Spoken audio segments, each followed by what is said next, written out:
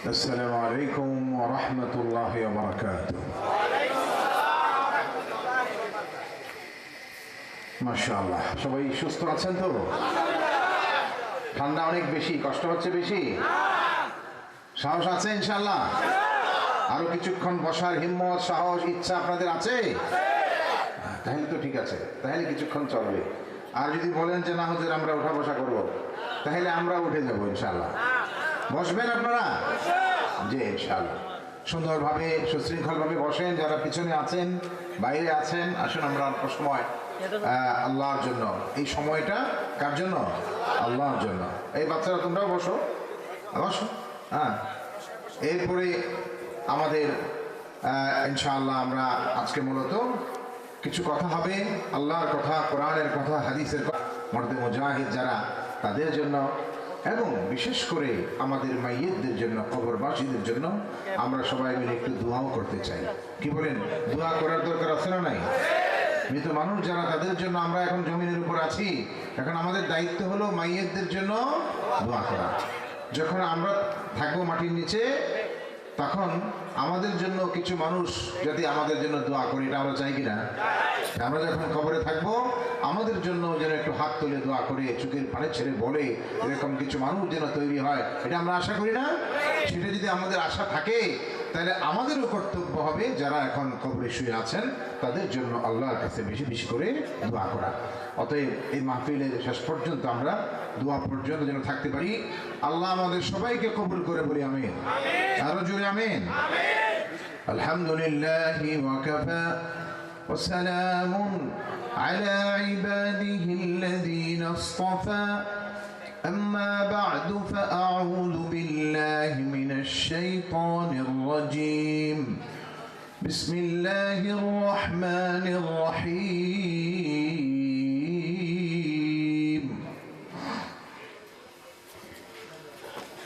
لإيلاف قريش إيلافهم رحلة الشتاء والصيف فليعبدوا رب هذا البيت الذي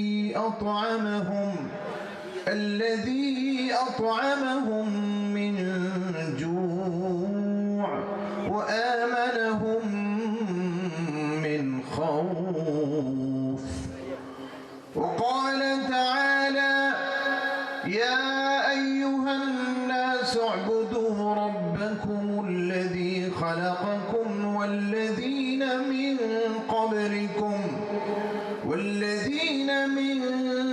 قبلكم تتقون. الذي جعل لكم الأرض فراشا والسماء بناء وأنزل من السماء ماء فأخرج به من الثمرات رزقا لكم فلا تجعلوا لله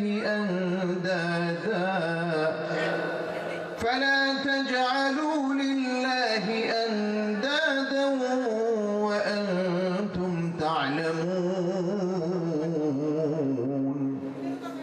وقال تعالى: إن الله وملائكته يصلون على النبي يا أيها الذين آمنوا صلوا عليه وسلموا تسليما. اللهم صل على محمد وعلى آل محمد.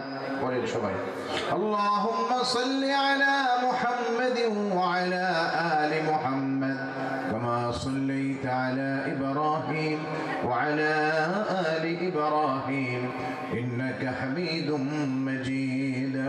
اللهم بارك على محمد وعلى آل محمد كما باركت على إبراهيم وعلى آل إبراهيم إنك حميد مجيد. بلغ العلا بكماله كشف الدجى بجماله حسنت جميع خصاله.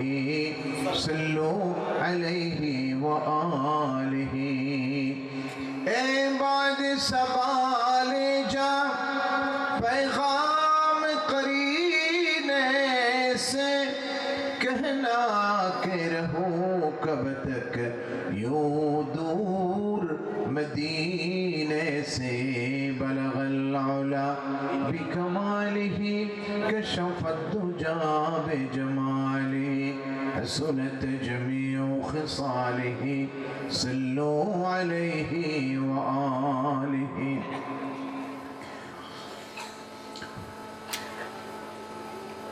اللهم صل وسلم دائما أبدا على حبيبك خير الخلق كلهم আজকের এই আশরাফপুর জনকল্যাণ সংগঠনের উদ্যোগে আয়োজিত তৃতীয় বার্ষিক তাফসীরুল কোরআন মাহফিল এই মাহফিলের মুহতারাম সভাপতি মুআজ্জাজ উলামায়ে কেরাম আমার মুরব্বিয়ানে আযম সহ বিভিন্ন বয়সের দিনদার আমাদের প্রিয় ভাইরা অনেক যুবক বন্ধুরা আছেন এখানে আমাদের ছোট্ট যারা বয়সে কম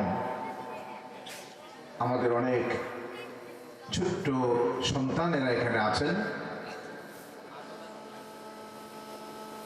এবং এলাকার বিভিন্ন পর্যায়ের গণ্যমান্য ব্যক্তিবর্গ সহ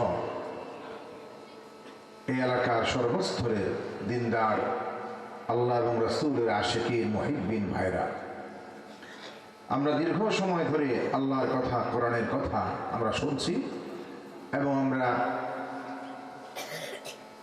এই নিয়ত রাখছি আশা রাখছি যে আমরা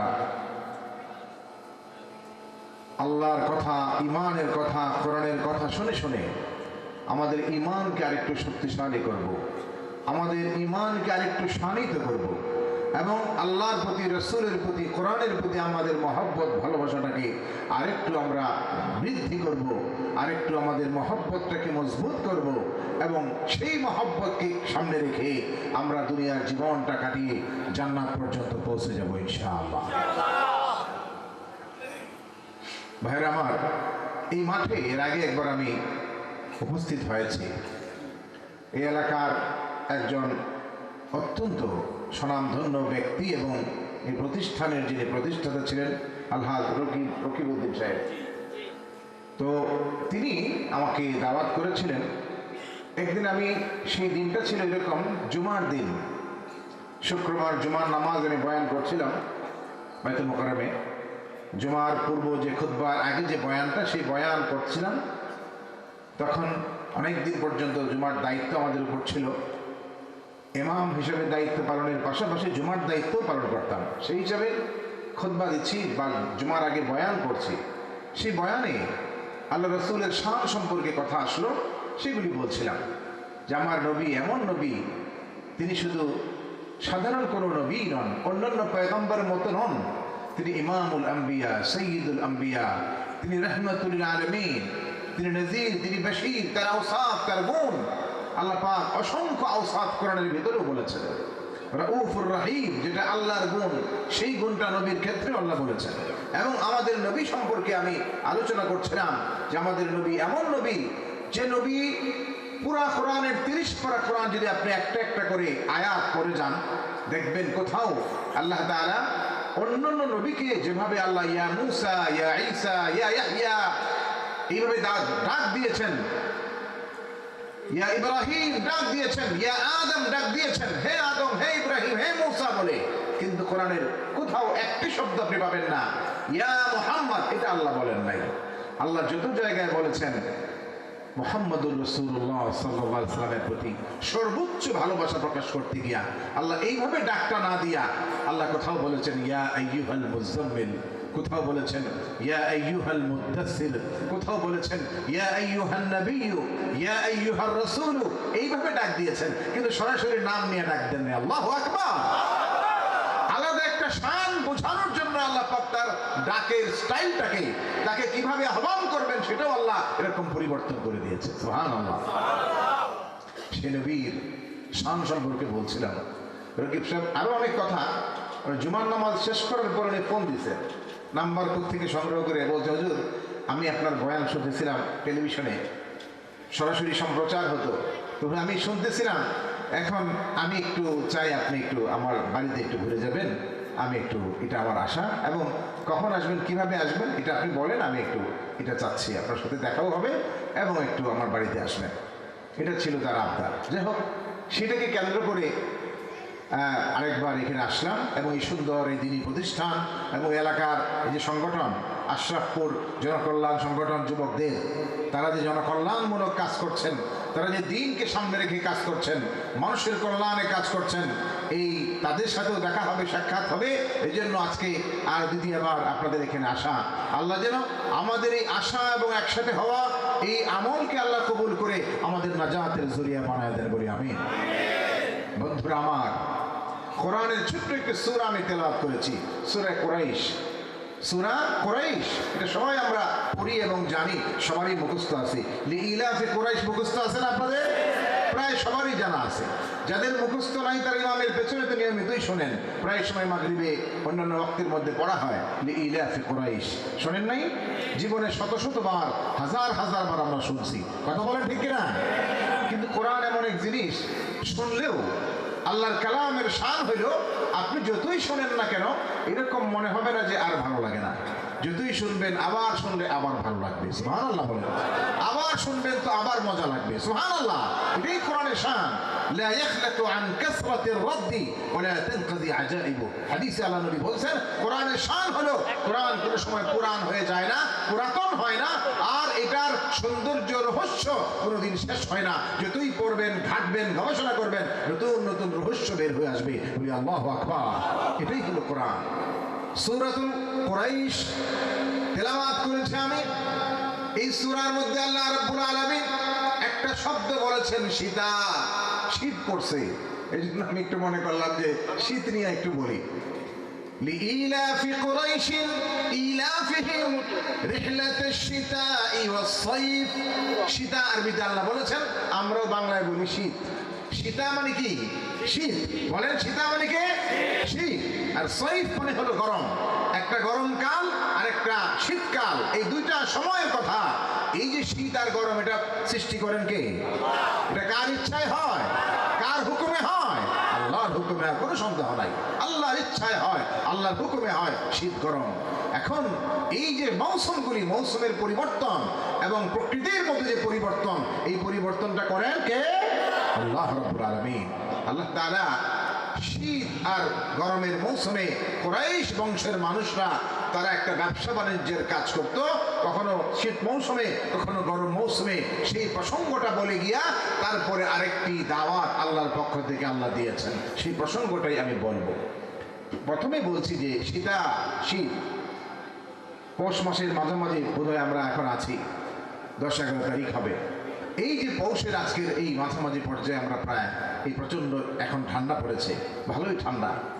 এই ঠান্ডার মধ্যে, শীতের মধ্যে দেখেন আল্লাহ তাআলা এই শীতটা যে দিচ্ছেন, আশ-শিতা রাবিউল মুমিন। হাদিসে আল্লাহ নবী শীত সম্পর্কে বলতেন, শুনেন, আশ-শিতা রাবিউল মুমিন। আল্লাহ নবী বলেন, এই শীতকাল, শীতের এই মৌসুমটা, এটা হচ্ছে মুমিনের জন্য বসন্তকাল। বলি সুবহানাল্লাহ। মুমিনের জন্য কি কাল? বসন্তকাল। কিভাবে বসন্তকাল? আল্লাহ নবী নিজেই ব্যাখ্যা দিয়েছেন।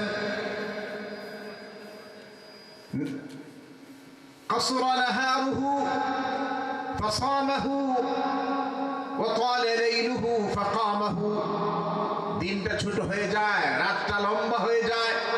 দিন ছোট হয়ে যাওয়ার কারণে ইমানদার মনে করে খুব সহজ ব্যাপার, অতএব মাত্র 10-12 ঘন্টার মধ্যে রোজা সম্পন্ন করা যাবে। এই দিনের বেলায় তারা নিয়ত করে রোজা রেখে ফেলায়। আর শীতের মধ্যে পিপাসার কষ্ট হয় না, ক্ষুধার কষ্ট হয় না। এই জন্য ইমানদাররা এই সময়টাকে আল্লাহর পক্ষ থেকে নিয়ামত এবং গনিমত মনে করে এই সময় দিনের বেলায় বেশি বেশি নফল রোজা করে ফেলা। বলি আল্লাহু আকবার। ইমানদাররা মনে করে বড় সুযোগ পাইলাম, নফল রোজা করি। যদি কোনো কিছু ছুটে গিয়ে থাকে অসুস্থতার কারণে, সেটাও করি। মেয়েরা তাদের অসুস্থতার কারণে রোজা ছুটে গেছে, শীতকাল সুযোগ আছে, নফল রোজা করি, বা ফরজগুলি কাজা করার সুযোগ আছে, সেইগুলি কাজা করেন, এমনিও নফল রোজা করেন। রাত অনেক দীর্ঘ হয়ে যায়, অনেক রাত্রি, লম্বা রাত্রি। অন্য সময়ের যে শীতের রাত লম্বা না ছোট? কি বলেন আপনারা, কি বলেন? শীতের রাত ছোট না বড়? দীর্ঘ রাত, লম্বা রাত, ঘুমাতে ঘুমাতে শেষ হয় না। যদি 10টা 11টায় শোন, এমনি 4টায় ঘুম ভেঙে যায়, এমনি 4:30 5টা বাজলে ঘুম ভেঙে যায়, অথচ আজানেই হয় 5:30। কথা বলে ঠিক না? আজানেই হয় 5:30। কিন্তু মানুষ যখন 10টা 11টায় শুয়ে পড়ে, তখন স্বাভাবিকভাবেই ঘুম মানে পরিপূর্ণ হইয়া রাত 4টা বাজে, 3টা বাজে বা 4:30 বাজে, 5টা বাজে, এমনি ঘুম ভেঙে যায়। কথা বলে ঠিক না?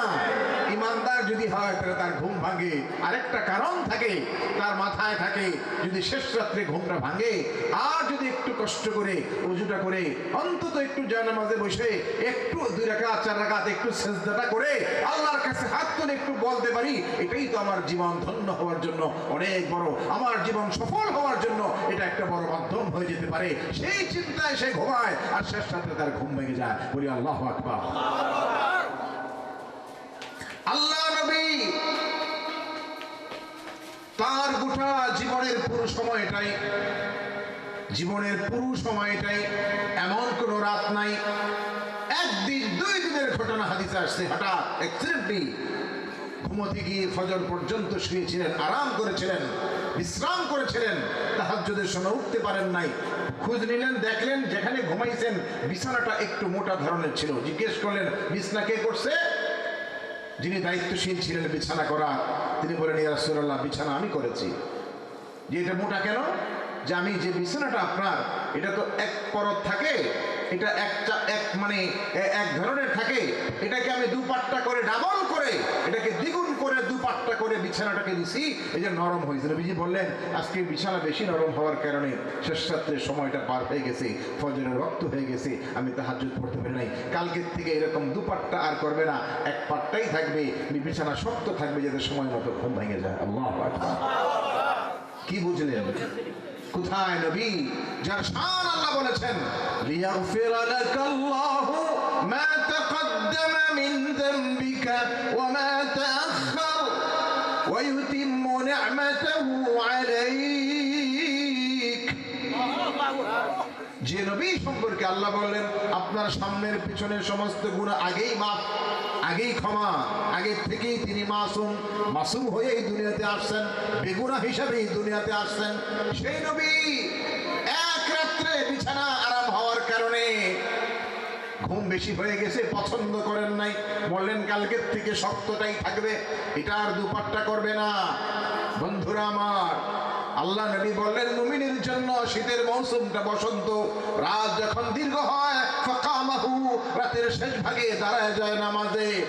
আল্লাহ রাব্বুল আলামিন কোরআনের ভাষায় বলেছেন, ওয়া ইবাদুর রহমান আল্লাযীনা ইয়ামশুনা আলাল আরদি হাওনা ওয়া ইযা খাতাবাহুমুল জাহিলুনা ক্বালু সালামা والذين يبيتون لربهم سجدا وقياما الله أكبر يبيتون لربهم রাত পার করে তাদের রবের জন্য সুজদান ওয়া কিয়ামা, সিজদা করে করে, কিয়াম করে করে। ইমানদাররা, মুমিনরা শুধু ঘুমায় না, রাত পার করে, কখনো সিজদা, কখনো কিয়ামে, এইভাবে রাত পার করে। কারণ যে নবী আমাকে ঈমান শিখাইয়েছেন, যে নবী আমাকে দ্বীন শিক্ষা দিয়েছেন, যে নবীর মাধ্যমে কোরআন পেয়েছি, সেই নবীর জীবন যদি আমি তাকাই, তার জীবনের এমন কোন রাত নাই, এমন কোন সময় তিনি কাটান নাই রাত্রে ঘুমায়া ঘুমায়া, এমন জীবনের ঘটনা নাই। আমার ভাইয়েরা, তার জীবনের পুরো সময়টাই তিনি রাতের শেষ ভাগে ঘুম থেকে উঠে দাঁড়ায় যেতেন নামাজে। আল্লাহু আকবার। বন্ধুরা, পা ফুলে যেত, হাত্তা ওয়ারিমাত কদমাহু, 2 পা যখন ফুলে যেত, সাহাবারা বলতেন, ইয়া রাসূলুল্লাহ, আপনার ক্ষেত্রে তো আল্লাহ জানাই দিয়েছেন আপনার গুনাহ নাই, আপনি মাসুম, আপনি নিষ্পাপ, তাহলে এই যে কষ্ট আপনি দাঁড়ায় থাকেন, পা ফুলে যায়, এই কষ্টের কি কারণ? আল্লাহ নবী একটা উত্তরই দিতেন বারবার, আমি কেন এটা করি জানো? এই জন্য করি, আফালা আকুনু আকুনু আবদান শাকুরা। আল্লাহ যে আমাকে এত শান দিলেন, এত মর্যাদা দিলেন, আল্লাহ যে আমাকে এত দুনিয়ার অগণিত অফুরন্ত নিয়ামত আমাকে দান করলেন, আমি কি আল্লাহর শুকরিয়া করব না? আমি কি আল্লাহর শুকরগুজার বান্দা হব না? আমি আল্লাহর শুকরিয়া করার জন্য নামাজের মধ্যে দীর্ঘ সময় আমি দাঁড়ায় থাকি, বলি আল্লাহু আকবার। বন্ধুরা আমার, আমি কেন শুকরিয়া আদায় করতে জানি না?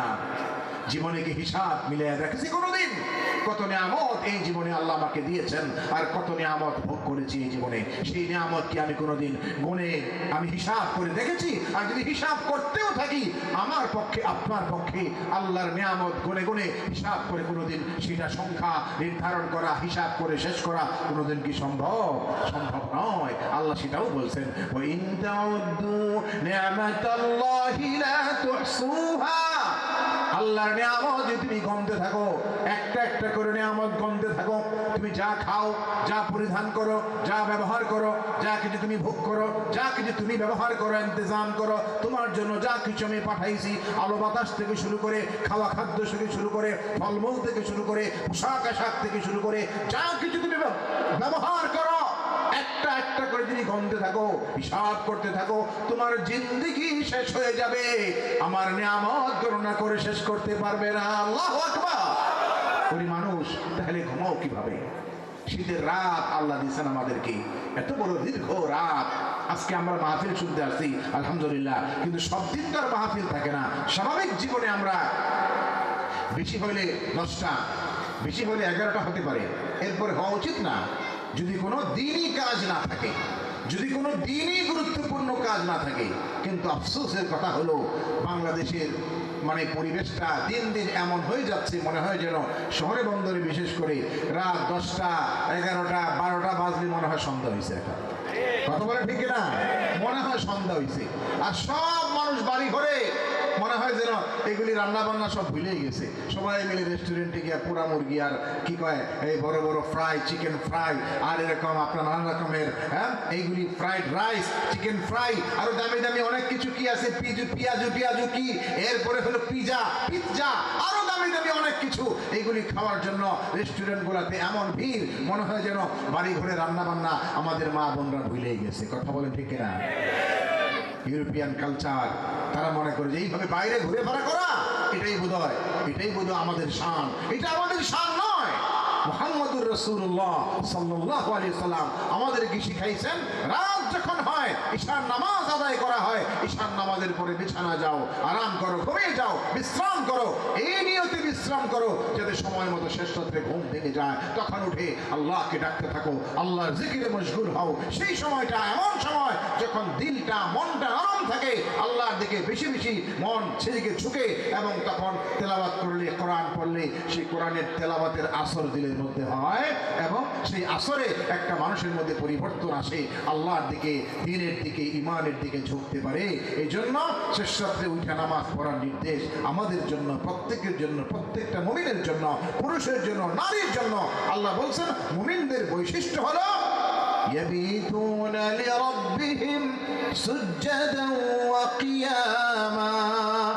রাত পার করে সিজদা করে, কিয়াম করে। কারণ হলো কোরআন ইমানদারের কাছে কোরআন পড়লে ভালো লাগে, শুনলে ভালো লাগে, কোরআনের কথাগুলি জানলে ভালো লাগে, কোরআনের কথাগুলি মানলে ভালো লাগে। কথা বলে ঠিক না? ইমানদারের কাছে ভালো লাগে শুধু, আর যে বেঈমান মুনাফিক, যার ভিতরে ঈমান নাই, তার কাছে কোরআন শুনলেও খারাপ লাগে, পড়লেও খারাপ লাগে, মানলেও খারাপ লাগে, এগুলি বুঝলেও খারাপ লাগে। কথা বলেন ঠিক না? ঈমানদারদের কাছে কোরআন ভালো লাগে, সব সময় ভালো লাগে, কোরআনের কথাগুলি শুনলে মানলে আর হারে তার কাছে শুধু ভালোই লাগে, কারণ কোরআন আল্লাহর কথা, আল্লাহর কালাম। নামাজে মানুষ কি পড়ে? কোরআনই তো পড়ে। নামাজে আল্লাহু আকবার শুরু হয়ে গেছে সূরা ফাতিহা, সূরা ফাতিহার পরে আরেকটা সূরা, এরপরে যারা হাফেজ, যারা আলেম, তারা দীর্ঘ তেলাওয়াত করেন, অনেক লম্বা তেলাওয়াত করেন কোরআন পর নামাজের ভিতরে। কারণ হলো এটা মজা পান, তারা স্বাদ পান, আনন্দ পান। তাই সেই স্বাদ তারা অনুভব করেন প্রতি মুহূর্তে মুহূর্তে মুহূর্তে সেকেন্ডে সেকেন্ডে কোরআনের এক একটি শব্দ পড়েন, এক একটি আয়াত পড়েন, তাদের ভিতরে ঈমান ইয়াজদাদু ঈমানা, তাদের ঈমান বাড়তে থাকে, তাদের ভিতরের অন্তরের ভিতরে ঈমানের নূর বেড়ে বেড়ে আল্লাহর কাছাকাছি, আল্লাহর রহমতের কাছাকাছি তারা চলে যান, আল্লাহর দয়া ভালোবাসা তারা পাইতে থাকেন। সেজন্য কোরআন পড়তে তাদের ভালো লাগে। আমার ভাইরা, আমাদের সেই ভালো লাগাগুলি তৈরি করতে হবে। যেখানে আমাদের সমস্যা হয়ে গেছে এগুলি চেঞ্জ করে আমাদের সেইভাবে আমাদের নিজেদেরকে করতে হবে। আমাকে, আপনাকে, আমার সন্তানকে, বউকে, মেয়েকে, স্ত্রীকে, বোনকে, আমার খালাকে, ফুফুকে, দাদা দাদিকে, নানা নানিকে, যারা বেঁচে আছেন তাদেরকে সেইভাবে করতে হবে যাতে রাতের বেলা উঠে নামাজে দাঁড়াইলে কোরআন পড়লে ভালো লাগে। সেই ভালো লাগার মানসিকতা আমাদেরকে আবার নতুন করে তৈরি করতে হবে। কথা বলো ঠিক না? যেটা হয়ে গেছে যে খারাপ, ভালো লাগে না, এই ভালো লাগে না, এটা আমাদের জন্য কাম্য নয়, এটা আমাদের জন্য শোভনীয় নয়, এটা আমাদের শান নয়, এটা হলো বেদিনদের মানে বৈশিষ্ট্য। কাজে এটা আমাদের থাকতে পারে না। আমাদের সেই বৈশিষ্ট্য আবার তৈরি করতে হবে যে আমাদের সবকিছু শুধু কোরআন পড়লে, নামাজ পড়লে ভালো লাগে। কথা বলেন ঠিক না? এক সাহাবী আল্লাহ নবীর জামানায় মসজিদ নববীতে নবী যখন নামাজ আদায় করান, তার ইমামতিতে নামাজ হয়, সাহাবায়ে কেরাম তার পিছনে নামাজ পড়েন।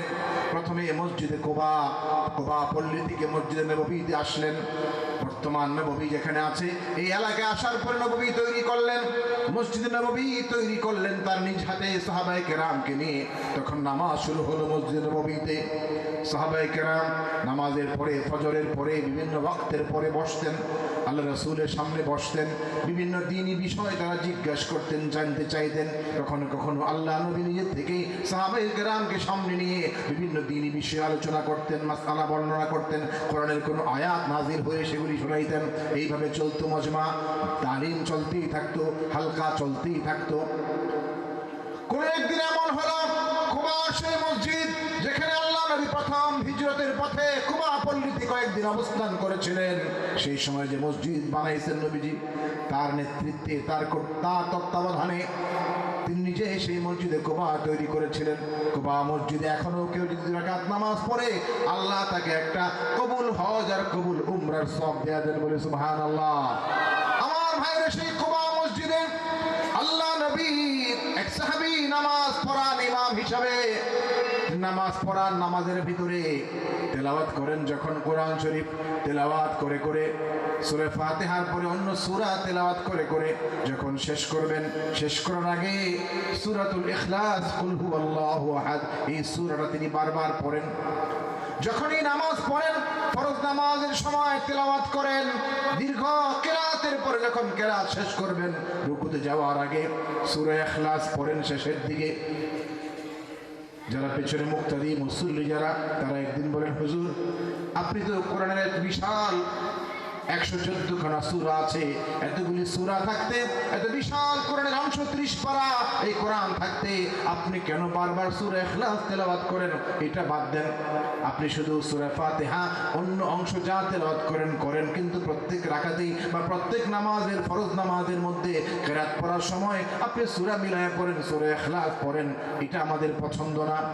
ইমাম সাহেব বললেন, তোমাদের পছন্দ হোক আর না হোক আমি এইভাবেই পড়ব। এবার মুসল্লিরা মিলে কয়েকজন মিলে আসলেন আল্লাহ নবীর দরবারে। নবী সাল্লাল্লাহু আলাইহি ওয়াসাল্লাম নামাজের পরে তার সাহাবাদের নিয়ে বসে কথা বলছিলেন, দ্বীনি আলোচনা করছেন। এই সময় কুবা পল্লী থেকে কয়েকজন মুসল্লি আসলেন। ইয়া রাসূলুল্লাহ, একটা বিষয় আমরা জানতে আসছি, আপনার কাছে অভিযোগ করতে আসছি। আমাদের সেই মহল্লার ইমাম, কুবা মসজিদের ইমাম, যখন নামাজ পড়েন, নামাজের মধ্যে কেরাত পড়েন, সূরা ফাতিহার পরে কেরাত পড়েন, বিভিন্ন সূরা পড়েন, কিন্তু শেষ দিকে সূরা ইখলাস মিলায়া পড়েন। এটা আমাদের পছন্দ না, আমরা নিষেধ করলাম, উনি মানেন না। এখন আপনার কাছে বিচার দিতে আসছি, আপনি এটা সমাধান করে দেন। আল্লাহ নবী সেই ইমাম সাহেবকে ডাকাইলেন। উনি আসলেন, নবীজি জিজ্ঞেস করলেন, কি ব্যাপার, তোমার মুসল্লিরা তো অভিযোগ নিয়ে আসছে আমার কাছে। আমাদের সমাজে এরকম কিছু মুসল্লি আসেনি, ইমাম সাহেবের খালি দোষ খুঁজে কোনটা ধরা যায়। ইমাম সাহেবের কেরাত নিয়ে কথা বলে, ইমাম সাহেবের নামাজ নিয়ে কথা বলে, ইমাম সাহেবের সুর এরকম ভালো কি ভালো না এগুলো নিয়ে কথা বলে, ইমাম সাহেবের নানা রকমের কেরাত লম্বা হয়ে যায় বেশি, এটা বলে কেন এত লম্বা কেরাত বললেন, যদি ছোট হয় সেটাও সমালোচনা করে।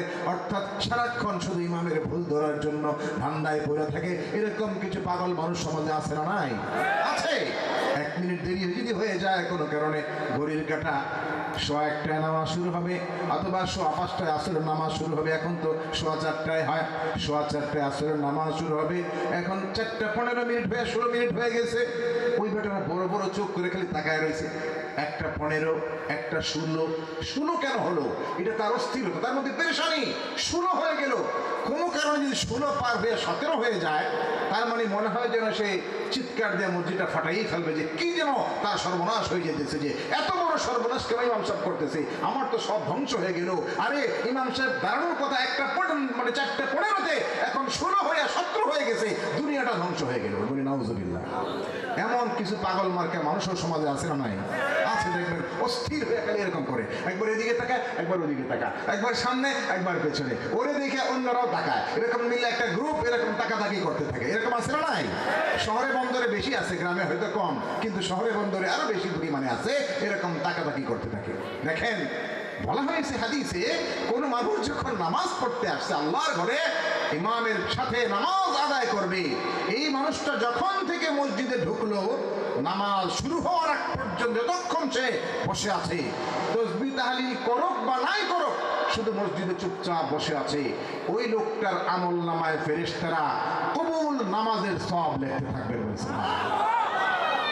আমি পড়লে সেটা কবুল হবে কি না হবে সেটা জানা নাই, কিন্তু আমি যতক্ষণ নামাজের ইন্তজারে আছি, অপেক্ষায় আছি, ততক্ষণ মকবুল সালাত, কবুল আল্লাহর কাছে কবুল সালাতের যে সওয়াব, সেই সওয়াবটা ফেরেশতারা আমার আমলনামায় লিখতে থাকেন। আর আমি কিনা অস্থির হয়ে গেছি, কেন 1 মিনিট কেন দেরি হয়ে গেল, 1 মিনিট কেন সময়টা যাচ্ছে। যদি কোনো কারণে 1 মিনিট 2 মিনিট দেরি হয়, এদিন তো ওই বেচা যদি বুঝতো, তাহলে তার আলহামদুলিল্লাহ পড়া উচিত ছিল যে আজকে আমার সওয়াব বেশি লেখা হয়েছে, কারণ আমি 2 মিনিট বেশি অপেক্ষা করছি, এই জন্য আমার আমলনামায় নেকির পাল্লাটা আজকে বেশি ভারী হয়ে গেছে। সুবহানাল্লাহ। আমার বন্ধুরা, বলছিলাম, সেই ইমামকে ডাকাইলেন মসজিদে কুবার। তিনি আসলেন, নবীজি বললেন, কি ব্যাপার, তোমার মুসল্লির অভিযোগ নিয়ে আসছে, তুমি নাকি এরকম নামাজ পড়ো, কেরাত পড়ো, শেষের দিকে সূরা ইখলাস পড়ো, এটা ওরা চায় না, তুমি এটা কেন করো বলো, ব্যাখ্যা করো। ওই ইমাম সাহেব নবীর সাহাবী, তিনি অত্যন্ত সরলভাবে স্পষ্টভাবে যা বাস্তব সেটা বললেন, ইয়া রাসূলুল্লাহ, বিষয় হলো আর কিচ্ছু না, এটা নিয়ে আমার দিক থেকে কোনো সমস্যা নাই, বাকি আমি যে কারণে করি সেটা হলো এই যে সূরা ইখলাস, এই সূরা এত সুন্দর একটি সূরা, এত চমৎকার একটি সূরা, এই সূরার মধ্যে আল্লাহর তাওহীদের কথা, আল্লাহর একত্ববাদের কথা এত স্পষ্ট করে চমৎকার করে বর্ণনা করা হয়েছে। আমি যতই পড়ি শুধু ভালো লাগে, যতই পড়ি আরো পড়তে ইচ্ছা করে, আল্লাহর তাওহীদের কথা যতই আমি বারবার তেলাওয়াত করি, আমার খুব পছন্দ, এই সূরাটাকে আমি ভালোবাসি। আর রাসূলুল্লাহ, এই সূরা আমার বেশি পছন্দের সূরা, এই কারণে আমি যখনই নামাজ পড়ি, তেলাওয়াত করি, শেষের দিকে এই সূরা মিলাইয়া পড়ি, এটা আমার পছন্দের কারণে করি। বলি আল্লাহু আকবার। আল্লাহ নবী উত্তর শুনলেন, সরল উত্তর, একদম সরল স্বীকারোক্তি, কোন রকমের ভিতরে কপটতা নাই, যে বাস্তব যেটা সেটাই সাহাবী বলে ফেললেন। আল্লাহ নবী খুব সুন্দর করে শুনলেন তার কথাগুলি, শোনার পরে বললেন, দেখো, তাহলে তোমাকে আমি বলতে চাই, আমি নবী, আমি পয়গম্বর, আমি শুধু সাধারণ মানুষ নই, আমি আল্লাহর নবী, আল্লাহর পয়গম্বর। আমার কাছেই আসে কোরআনের বাণী, আমার কাছেই লৌহে মাহফুজ থেকে জিবরাইল কোরআনের আয়াতগুলো নিয়ে আমার কাছে পৌঁছান। আমি বলছি, শুনে রাখো, এই যে সূরা ইখলাসের প্রতি তোমার ভালোবাসার কথা তুমি বললে, তোমার মহব্বতের কথা তুমি বললে, এই সূরার মধ্যে আল্লাহর তাওহীদের কথাগুলি সুন্দরভাবে বলা হয়েছে, এটা তোমার ভালো লাগে। কুল হুয়াল্লাহু আহাদ, আল্লাহ এক, একক, আল্লাহুস সামাদ, আল্লাহ বেনিয়াজ ও মুকাফিকি, লাম ইয়ালিদ ওয়া লাম ইউলাদ, তিনি কাউকে জন্ম দেন নাই, তাকেও কেউ জন্ম দেয়নি, ওয়া লাম ইয়াকুল লাহু কুফুয়ান আহাদ, আল্লাহর সমান, আল্লাহর সমকক্ষ আর কেউ নাই। আল্লাহু আকবার। এত চমৎকার কথা, এত সুন্দর কথা, যে কথাগুলি শুনে শুনে তোমার ভালো লাগে, তোমার এই পছন্দের সূরা, তুমি বললে, ইন্নী উহিব্বু হাযিহিস সূরা ইয়া রাসূলুল্লাহ, আমি এই সূরাটাকে অনেক বেশি ভালোবাসি, পছন্দ করি, এই কারণে বারবার রিপিট করতে আমার ইচ্ছা হয়, আমি এই জন্য নামাজের শেষ দিকে এই সূরাটাকে মিলায়া পড়ি। আল্লাহ নবী সাহাবীকে বললেন, ইন্না হুব্বাহা আদখালাকাল জান্নাহ, তুমি যা বললা এটাই যদি সত্য হয়, তোমার কলিজার ভিতরে আল্লাহর কোরআনের প্রতি তোমার যে ভালোবাসা মহব্বত, সূরা ইখলাসের প্রতি তোমার যে ভালোবাসা মহব্বত আছে, এই ভালোবাসা আর মহব্বত তোমাকে আল্লাহর জান্নাত পর্যন্ত পৌঁছে দিবে। আল্লাহু আকবার। তোমাকে মহব্বত আল্লাহর জান্নাত পর্যন্ত পৌঁছে দিবে। এবার যারা অভিযোগ নিয়ে আসছিলেন তারা বুঝতে পারছেন তাহলে ভুল আমাদেরই ছিল, আমরা ভুলের মধ্যে ছিলাম। ইমাম যা করেছেন, আল্লাহ নবী যেহেতু তাকে সমর্থন শুধু করেন নাই, তাকে সুসংবাদ দিলেন যে তুমি সূরা ইখলাসের প্রতি তোমার যে মহব্বত আর ভালোবাসা, এই ভালোবাসা শুধু দুনিয়াতেই তোমাকে সফল করবে না, আল্লাহর জান্নাত পর্যন্ত তোমাকে নিয়ে যাবে। সুবহানাল্লাহ। আমার ভাইরা, তাহলে এই কোরআনের সূরা ইখলাসকে মহব্বত করলে যদি এরকম পুরস্কার পাওয়া যায়, জান্নাত পর্যন্ত কোরআনের মহব্বত, সূরা ইখলাসের মহব্বত নিয়ে যায়, তাহলে আমরা যদি গোটা কোরআনকে মহব্বত করি, গোটা কোরআনকে আমরা ধারণ করি, কোরআনের কথাগুলোকে ভালোবেসে নিজের জীবনে, বাস্তব জীবনে আমলের জন্য তৈরি হয়ে যাই, তাহলে আল্লাহকে আমাদেরকে জাহান্নামে দিবেন? কথা বলেন, জাহান্নামে দিবেন? যার সাথে কোরআন আছে আল্লাহ তাকে জাহান্নামে রাখবেন না, আল্লাহ তাকে নিশ্চিতভাবে আল্লাহ পাক জান্নাতের সর্বোচ্চ জায়গায় আল্লাহ পাক তাকে পৌঁছায় দেবেন। বলে সুবহানাল্লাহ। আমার ভাইরা, কোরআন এত দামি জিনিস আমরা বুঝিও না, এত দামি জিনিস আল্লাহ আমাদের কাছে দিয়ে রাখছে। আমার ভাইরা, কোরআনের দুইটা বিষয় দেখেন, মূল মৌলিকভাবে খুব খেয়াল করে শোনেন। এই কোরআন শরীফ সূরা কুরাইশ আমি পড়েছি, সেখানে যে মূল বক্তব্যটা, যেটা যে মেসেজটা, সেটা আমি বলবো। এর আগে কোরআনের কথা বলছি এই জন্য যে আমাদের যত আলোচনা, যত দিক আছে, সব কিছুর পরে আমাকে মূলত আসতেই হবে কোরআনের কাছে।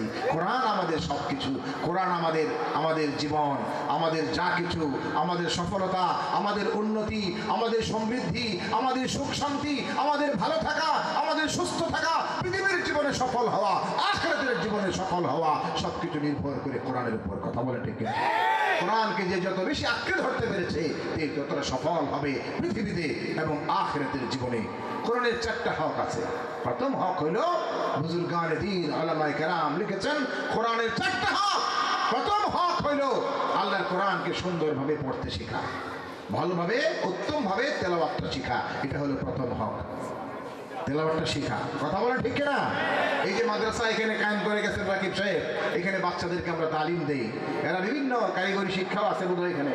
এরপরে আবার যারা হেফখানা, হেফজও আছে, কোরআন পড়ে, নাজারা পড়ে, হেফজ পড়ে। এই ছেলেরা যেভাবে শিখে, আমরা যারা বয়স্ক আমাদেরও শেখা উচিত। আপনি নিজের উদ্যোগে উস্তাদের কাছে এসে, ইমাম সাহেবের কাছে এসে, একজন আলেম সাহেবের কাছে এসে, প্রয়োজনে ওনাকে রিকোয়েস্ট করে, খুশি করে, সন্তুষ্ট করে, ওনার হাতে পায়ে ধরে হলেও মুসলমান হিসাবে আমার আপনার কর্তব্য হলেও আল্লাহর কোরআনকে আমি যেন সুন্দর করে পড়া শিখতে পারি, সেটা শিক্ষা করা, এটা আমার আপনার দায়িত্ব। কথা বলে ঠিক না? প্রতিটা মুসলমানের দায়িত্ব। 2 নম্বর, আল্লাহর কোরআনের কথাগুলি বুঝা, আল্লাহ কোরআনের ভিতরে কি বলেছেন সেটার একটা মৌলিক ধারণা আমার রাখা। মুসলমান হিসেবে আমি যেই হই না কেন, যে পেশার লোক হই না কেন, যে শ্রেণীর মানুষ হই না কেন, আমি তো মুসলমান। সবার আগে আমার পরিচয়, আমি মুসলিম। আমি এই দল করি, ওই দল করি, এই করি, সেই করি, আমি এটা করি, ওইটা করি, আমার এই পেশা, ওই পেশা, সমস্ত পরিচয়ের আগে, সবার আগে পরিচয় আমি মুসলিম। কথা বলে ঠিক না? কেন এই পরিচয়টা লাগবে জানেন? এই জন্য লাগবে, আল্লাহ বলছেন, তুমি কি করো না করো এটা আমার বিষয় না, তুমি কোন পেশায় কাজ করো, তোমার বংশ কোনটা, খানদান কোনটা, তোমার গোত্র কোনটা, তোমার রং কি, লম্বা কতটুক, তুমি খাটো কতটুক, তোমার স্বাস্থ্য ভালো কি মন্দ, কোনটাই আমার কাছে দেখার বিষয় নয়। আমি শুধু তোমাকে বলছি, তুমি মুসলমান না হইয়া কেউ মরো না, মুসলমান না হইয়া কেউ মরবা না। তাহলে মুসলমান হয়ে মরার জন্য কোরআনের শিক্ষা লাগবে কি লাগবে না?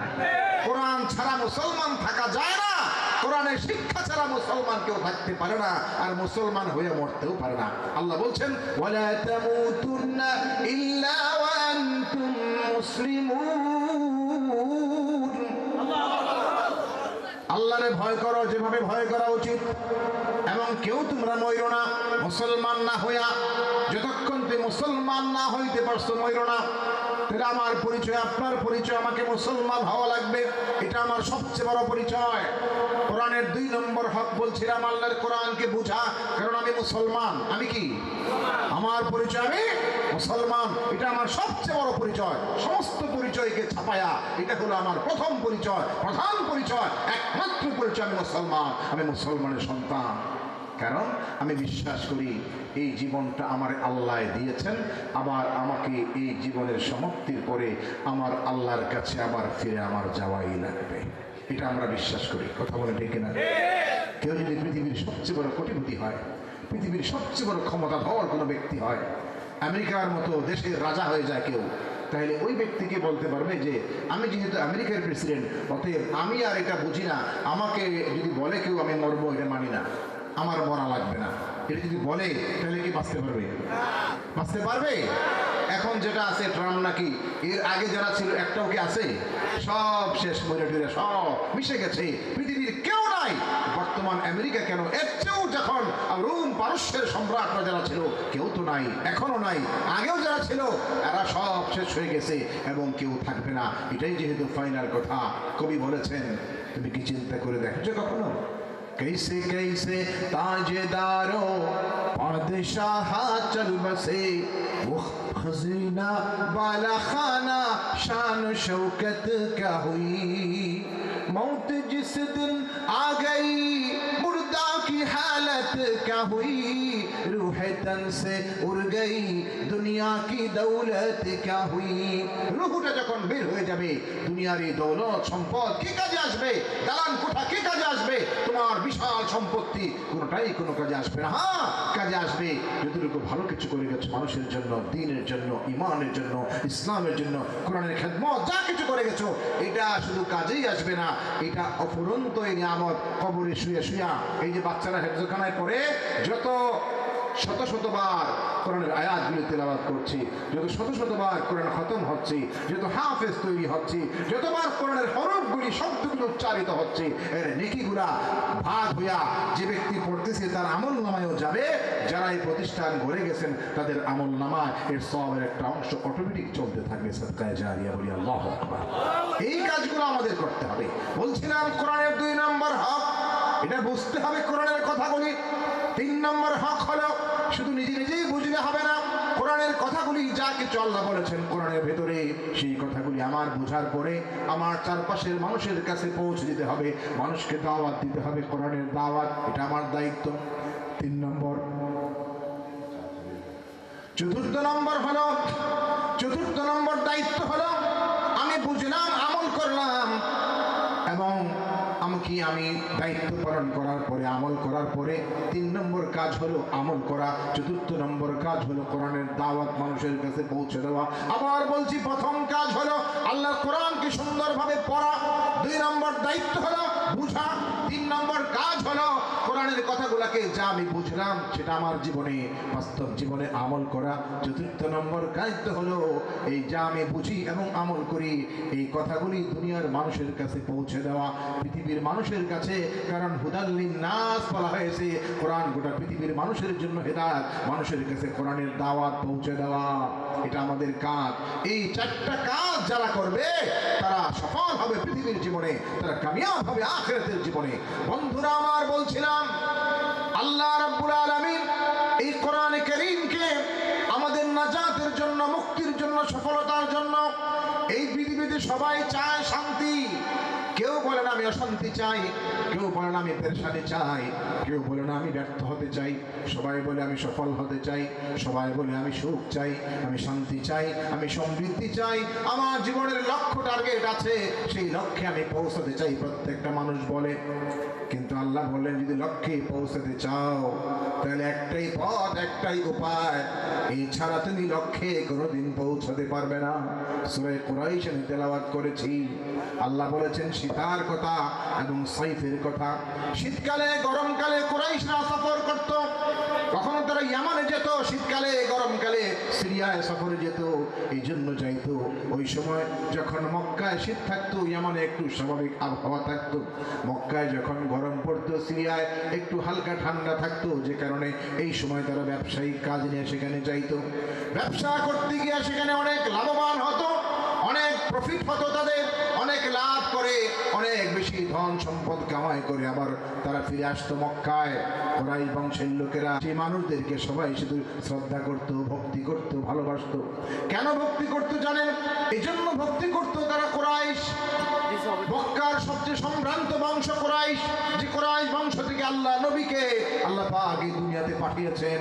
কুরাইশ বংশ থেকে, বনি হাশিম থেকে, সেই বংশের মানুষ, সেই মানুষ যেখানে যাইতো মানুষ তাদেরকে শ্রদ্ধা করত। সেই যুগে নবী যখন আসেন নাই, নবুয়তের আগে, নবীর আগমনের আগে, সেই যুগেও মানুষ তাদেরকে ভক্তি করত। এই জন্য তারা এই মক্কা মুকাররমায় কাবা ঘরের খেদমত করত, কাবা ঘরের চাবি তারা সংরক্ষণ করত, কাবা ঘরের ধোয়া মোছা পরিষ্কার পরিচ্ছন্ন রাখা এই দায়িত্ব তারা পালন করত। হাজিদেরকে জমজম কূপ থেকে পানি পান করাইতো। এই কুরাইশ বংশের লোকেরা এই দায়িত্বগুলি পালন করত। কাবার খাদেম, মসজিদ হারামের খাদেম, জমজম কূপের থেকে তারা পানি পান করা হাজিদেরকে, এই বৈশিষ্ট্যগুলো আগের থেকেই তাদের মধ্যে ছিল। এই কারণে মানুষের একটা অন্যরকম মহব্বতের ভালোবাসা, শ্রদ্ধা, ভক্তি দুনিয়ার মানুষের ছিল তাদের প্রতি। তারা যেখানে যাইতে মানুষ তাদেরকে সম্মান করত। অথচ অন্যান্য এলাকার মানুষ, সেই যুগেও পৃথিবীর আশপাশের এলাকার মানুষ, তাদের মধ্যে হানাহানি চলতো, মারামারি চলতো। ব্যবসায় যদি কেউ সফল হয়ে যেত, লাভবান হতো, আরেকটা গোত্রের লোক আইসা লুণ্ঠন করে নিয়ে যাইত, ছিনতাই করত, ডাকাতি করত, বাড়িঘর ভেঙে চুরে নিয়ে যাইত। সম্পদ ভোগ করবে সেই সুযোগও ছিল না। মানুষ মানুষকে মারার জন্য, মানুষ মানুষকে খুন করার জন্য রক্তের নেশায় মানুষ ঘুরে বেড়াইতো। এটা ছিল সেই সমাজের বেশিরভাগ মানুষের অবস্থা। কিন্তু কুরাইশ বংশের মানুষ, তারা যেখানেই যাইতো মানুষ এটা করতো না। তারা জানতো এরা হলো কাবার খাদেম, সেই বাইতুল্লাহর খাদেম। এরা হলো হারামের, মসজিদে হারামের প্রতিবেশী। অতএব এদের সাথে বেয়াদবি করা যাবে না, এই রেসপেক্টটা মানুষ করত। যে কারণে ব্যবসা করতে গিয়া তারা কোনো বিপদের মুখোমুখি হইতো না, কেউ তাদের উপর হামলাও করতো না, খারাপ আচরণও করতো না। তারা অত্যন্ত নির্বিঘ্নে নিশ্চিন্তে ব্যবসা বাণিজ্য করে দেশে ফিরে আসতো। দেশে আসার পরেও তাদেরকে কেউ ডিস্টার্ব করতো না। এই যে নিরাপত্তা, এই যে অভাব মুক্ত করা, আল্লাহ এগুলা সময় বলতেছেন, হে কুরাইশ বংশের লোকেরা, তোমরা যে আজকে অভাব মুক্ত হইলা, তোমরা অভাবী ছিলে, ব্যবসা বাণিজ্য করে এখন তোমরা অভাব মুক্ত হয়ে গেছো।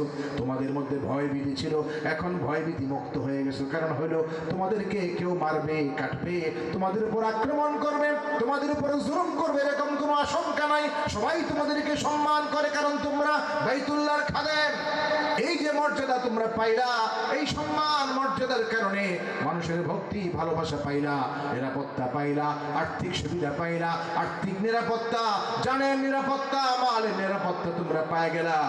এটা যেটা তোমরা পাইলা, এটা তো আমি তোমাদের দিয়েছি। তোমরা কি চিন্তা করে দেখেছো কিনা? এই বাইতুল্লাহর খাদেম হওয়ার কারণে এত বড় নিয়ামত তোমরা পাইছো। ওরে কুরাইশ বংশের মানুষ, আল্লাহ ডাক দিয়া বলেছেন, ইলাফিহিম রিহলাতাশ শিতাই ওয়াস সাইফ। কুরাইশ বংশের মানুষের যে আসক্তি ছিল, মনের আকর্ষণ ছিল, টান ছিল সেই ব্যবসায়িক সফরের প্রতি। কখনো সফর করতো শীতকালে, কখনো সফর করতো গরমকালে। আল্লাহ বলেন, এই সফরের কথা স্মরণ করে দিয়া আল্লাহ তাদেরকে দায়িত্ব সম্পর্কে বললেন, তোমরা এখন ভালো আছো, অতএব তোমাদের করণীয় কি বলো? তোমাদের করণীয় কর্তব্য হলো ফালিয়াবুদু রাব্ব হাযাল বাইত আল্লাযী আত'আমাহুম মিন জু' ওয়া আমানাহুম মিন খাউফ। আল্লাহু আকবার।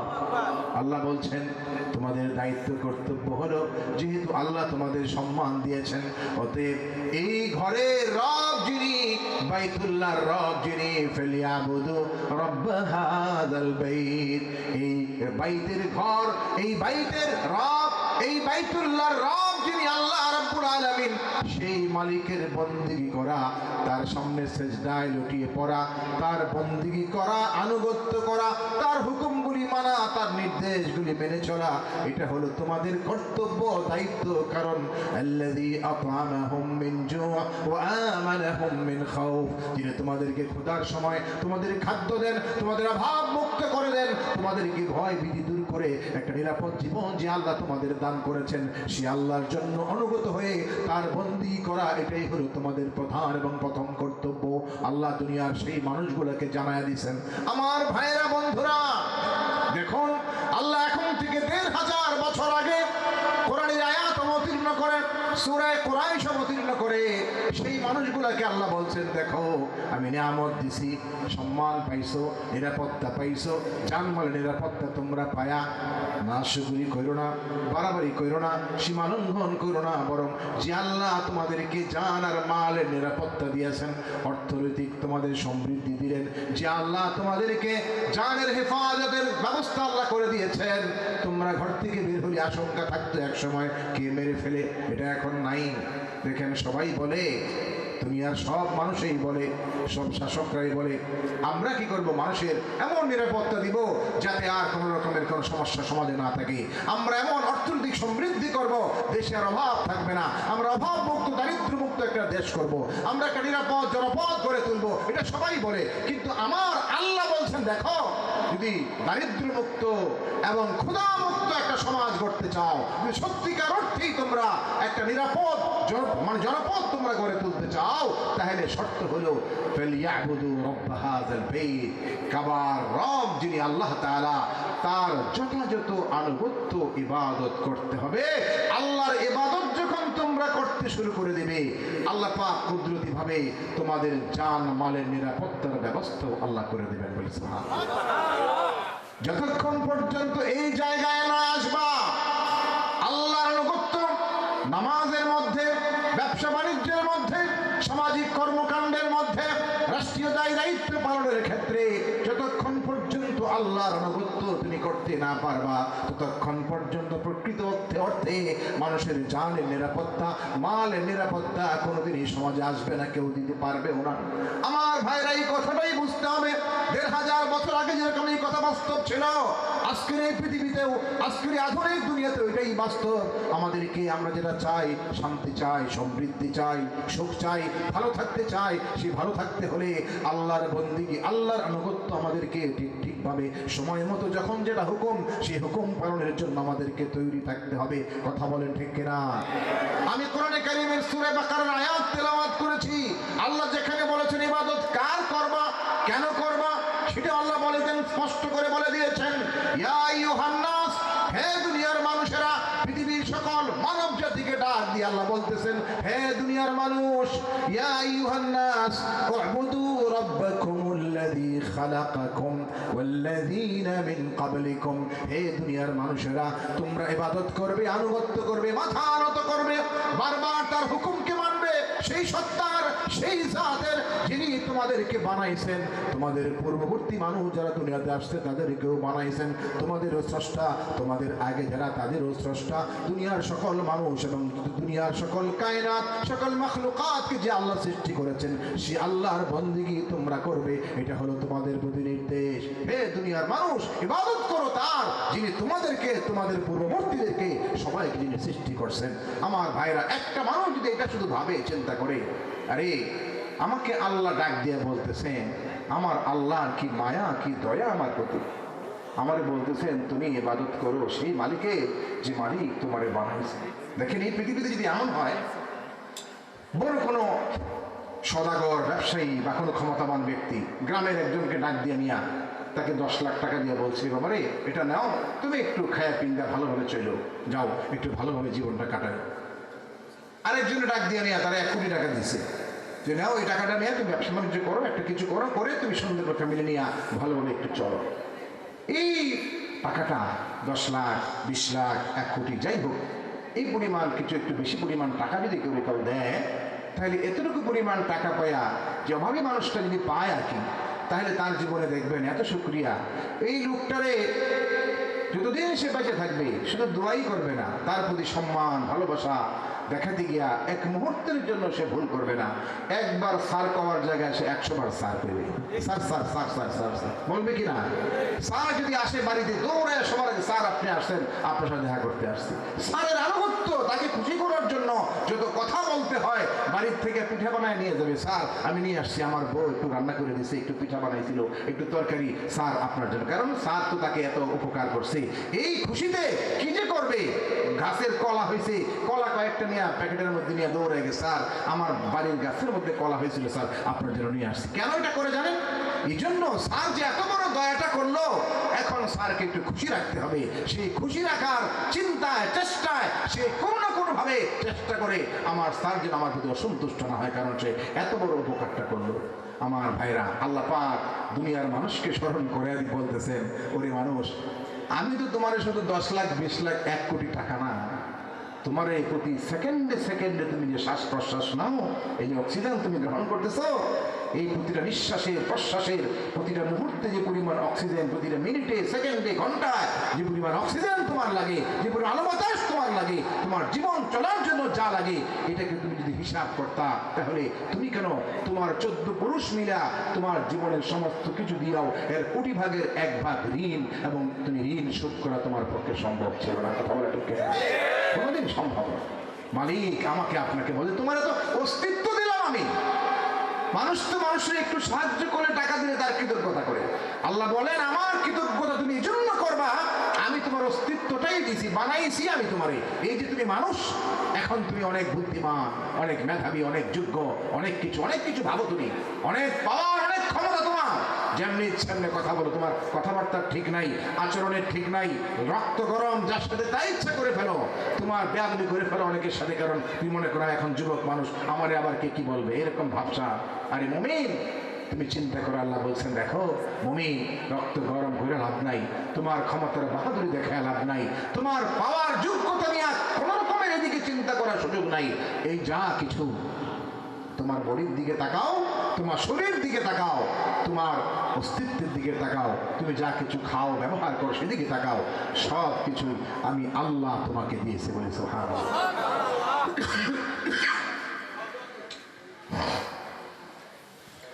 জিকির করেন কয়েকবার, লা ইলাহা ইল্লাল্লাহ।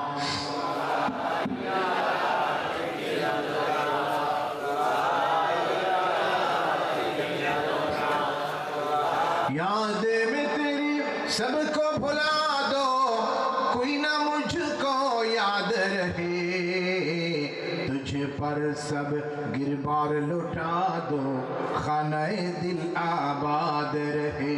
ला इलाहा इल्लल्लाह, ला इलाहा इल्लल्लाह।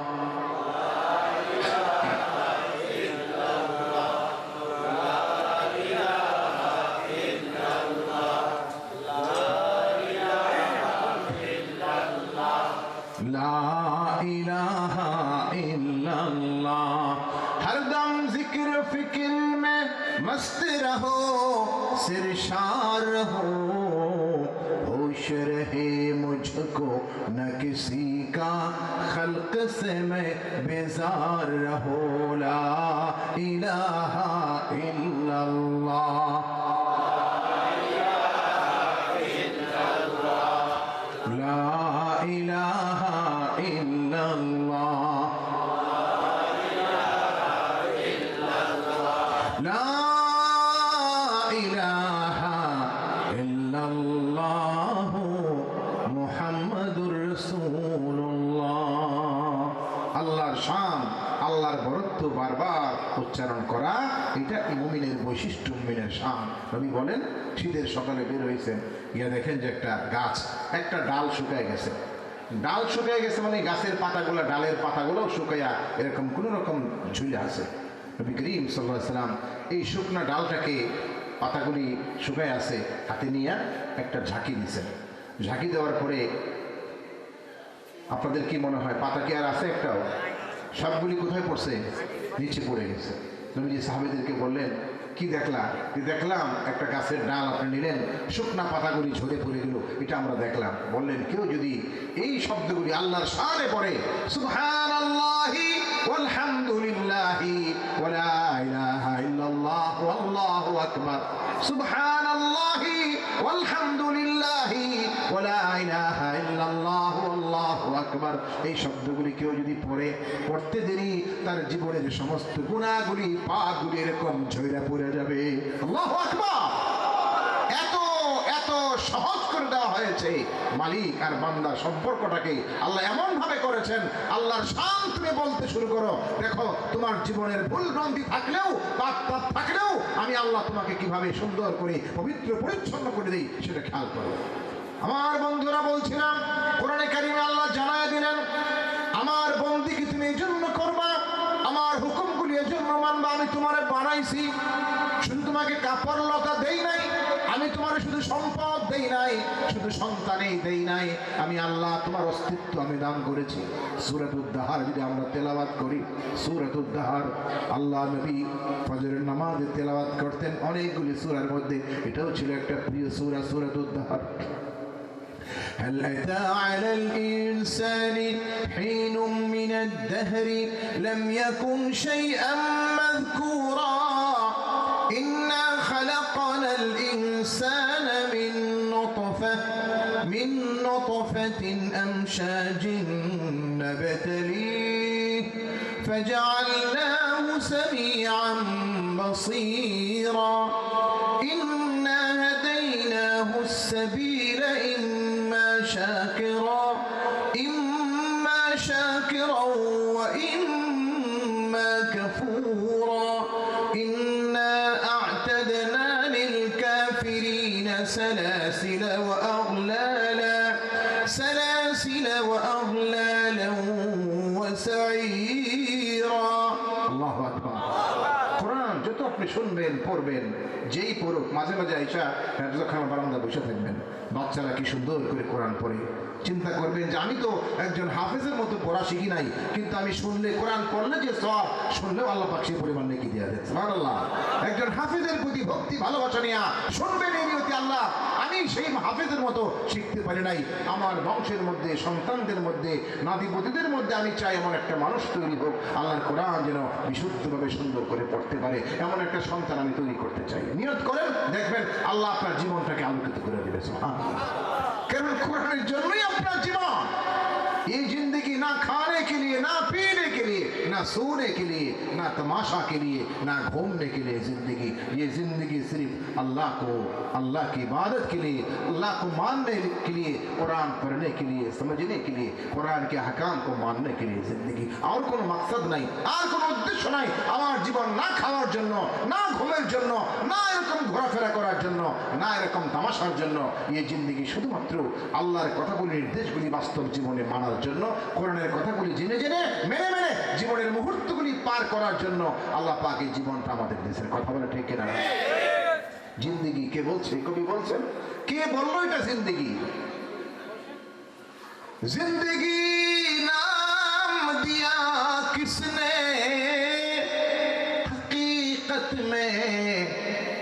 हकीकत में मौत का इंतजार है दुनिया, मौत का इंतजार है दुनिया। কে নাম দিল জিন্দেগি? জিন্দেগি মানে বেঁচে থাকা, মানে জীবন। এই বেঁচে থাকা কে বললো এটার নাম বেঁচে থাকা নয়, বরং আমার জিন্দেগি বলতে এতটুকু বুঝতে পারি, এটা হলো মৃত্যুর জন্য অপেক্ষা করতে থাকা, এটা হলো জীবন। কথা বলেন ঠিক না? আমি আপনি প্রতি মুহূর্তে আমি জানি এই মুহূর্তের পরের মুহূর্তে আমার মৃত্যু হয়েও যেতে পারে, আমি জানি না। সকাল পর্যন্ত নাও বাঁচতে পারি, মাহফিল শেষে বাড়ি পর্যন্ত আমি নাও যেতে পারি, এটার নামই হলো জীবন। ঠিক না? যে কোনো মানুষের ক্ষেত্রে এটা বাস্তব। আমার ক্ষেত্রে, আপনার ক্ষেত্রে, রাজার ক্ষেত্রে, বাদশার ক্ষেত্রে, প্রজার ক্ষেত্রে, মন্ত্রীর ক্ষেত্রে, মিনিস্টারের ক্ষেত্রে, কৃষকের ক্ষেত্রে, একজন সাধারণ অতি সাধারণ নগণ্য মানুষের ক্ষেত্রে, সবার ক্ষেত্রে এটাই সত্য কথা। জিন্দেগি মানে হলো মৃত্যুর জন্য অপেক্ষা করতে থাকা, যে কখন আমার মত এসে পড়বে। কথা বলেন ঠিক না? এটাই জিন্দেগি। এই জন্য ইমানদারদেরকে আল্লাহ বুঝাইছেন যে ওই ইমানদার তুমি ভুলে যেও না।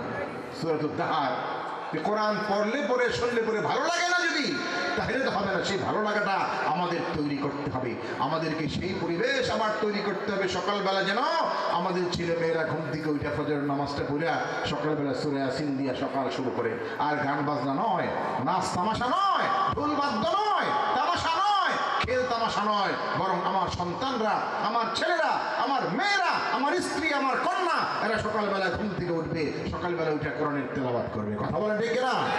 ফজর পড়বে, ফজরের পরে সূরা ইয়াসিন তেলাওয়াত করবে। সেই পরিবেশ আমাদের ঘরে আবার তৈরি করতে হবে। যদি বরকত চাই, যদি রহমত চাই, সমাজে শান্তি প্রতিষ্ঠা করতে চাই, যদি আমরা আসলেই ভালো থাকতে চাই, আসলেই যদি একটা সুন্দর বাংলাদেশ গড়তে চাই, আবার আমাদেরকে সেই পরিবেশ তৈরি করতে হবে। কথা বলেন একমত নাকি দ্বিমত? কথা বলেন না কেন? একমত না দ্বিমত? সেই বাংলাদেশ আমাদের বানাইতে হবে। আমি বলছি না যে শুধু তেলাওয়াত করবেন তাই নয়, যেগুলি তেলাওয়াত করবেন এগুলি মানতে হবে। কথা বলেন ঠিক না? যা আমি পড়বো আবার শুধু খালি পড়ার মধ্যেই কিছু মনে করি যে আমি শুধু খালি পড়বই, পড়তেই থাকলে হবে না। যা আমি পড়ি কোরআনের কথা শুধু শুধু পড়বই না, পড়বো এবং যে কথাগুলি আল্লাহ বলেছেন সেটা আমার জীবনে মানবো, সেটা আমাদের তৈরি করতে হবে। সূরা ইয়াসিন এই জন্য পড়বেন যে সকালবেলায় ঘুম থেকে উঠে মানুষ কত ব্যস্ত হয়ে পড়ে, কত কিছু নিয়ে, অফিস আদালত স্কুল কলেজ এটা সেটা দোকানদারি মেল ফ্যাক্টরি, কত দিকে ছুটে মানুষ, ছুটতেই থাকে। কিন্তু আল্লাহ বলছে, ওরে বান্দা, আমি যে তোমারে বানাইছি, আমি যে কইলাম যে আমি তোমারে বানাই, আমি শুধু এতটুকু চাই, আমি তোমাকে বানাইছি, সৃষ্টি যেহেতু করছি। দেখো একটু আগে আমি বললাম যে একটা মানুষ 10-20 লাখ টাকা দিলে, 1 কোটি টাকা দিলে তো পাগল হয়ে যায় ওটার জন্য। আর আল্লাহ যে জীবনটা দিলেন, জীবনের সমস্ত প্রয়োজনগুলি পুরা করেন, সে মালিক বলতেছেন, ওরে বান্দা, তুমি ঘুম থেকে উঠছো, নাও তো উঠতে পারতা, ঘুম যেহেতু ভেঙেছে তোমার, সকাল যেহেতু হয়েছে, অতএব আমাকে সেজদা করো, ফজরটা পড়ো। ঘুমাইয়া কাজা করেছো ফজর, তখনও জাগনি যখন জুহর, হেলায় খেলায় কেটেছে আসর, মাগরিবি রাত শুনিয়া যান, জামাতে শামিল হও রে সাথে, এখনো জামাতে আছে স্থান। কথা বলে ঠিক কিনা? কবি তো সুন্দর কথা বলে গেছেন, কবি নজরুল অনেক ভালো কথার মধ্যে এটাও একটা ভালো কথা বলছেন যে সময় যেমনি হোক খেলায় খেলায় গেছে সময়গুলি, কিন্তু জামাতে শামিল হও রে সাথে, এখনো জামাতে আছে স্থান। তোমার জন্য সময় ফুরিয়ে যায় নাই, বুঝাইছেন এই কথাটাই যে যাই হয়ে গেছে এটার জন্য তুমি আফসোস করে লাভ নাই, আজকের থেকে এই মুহূর্ত থেকে শুরু করে দাও, তোমার জন্য এখনো জায়গা আছে, তোমার স্পেস নষ্ট হয়ে যায় নাই, তোমার জন্য সুযোগ আল্লাহ পাক সবসময় অবারিত রাখছেন। বলি সুবহানাল্লাহ। আমার আল্লাহ রাগ করে আছে, ঠিক আছে তুই যেহেতু 40 বছর আমার ডাকস নাই, যা, তোর আর কোনো দরকারই নেই, আমার ডাকলে কোনো লাভ নাই। এটা আল্লাহ বলেন না।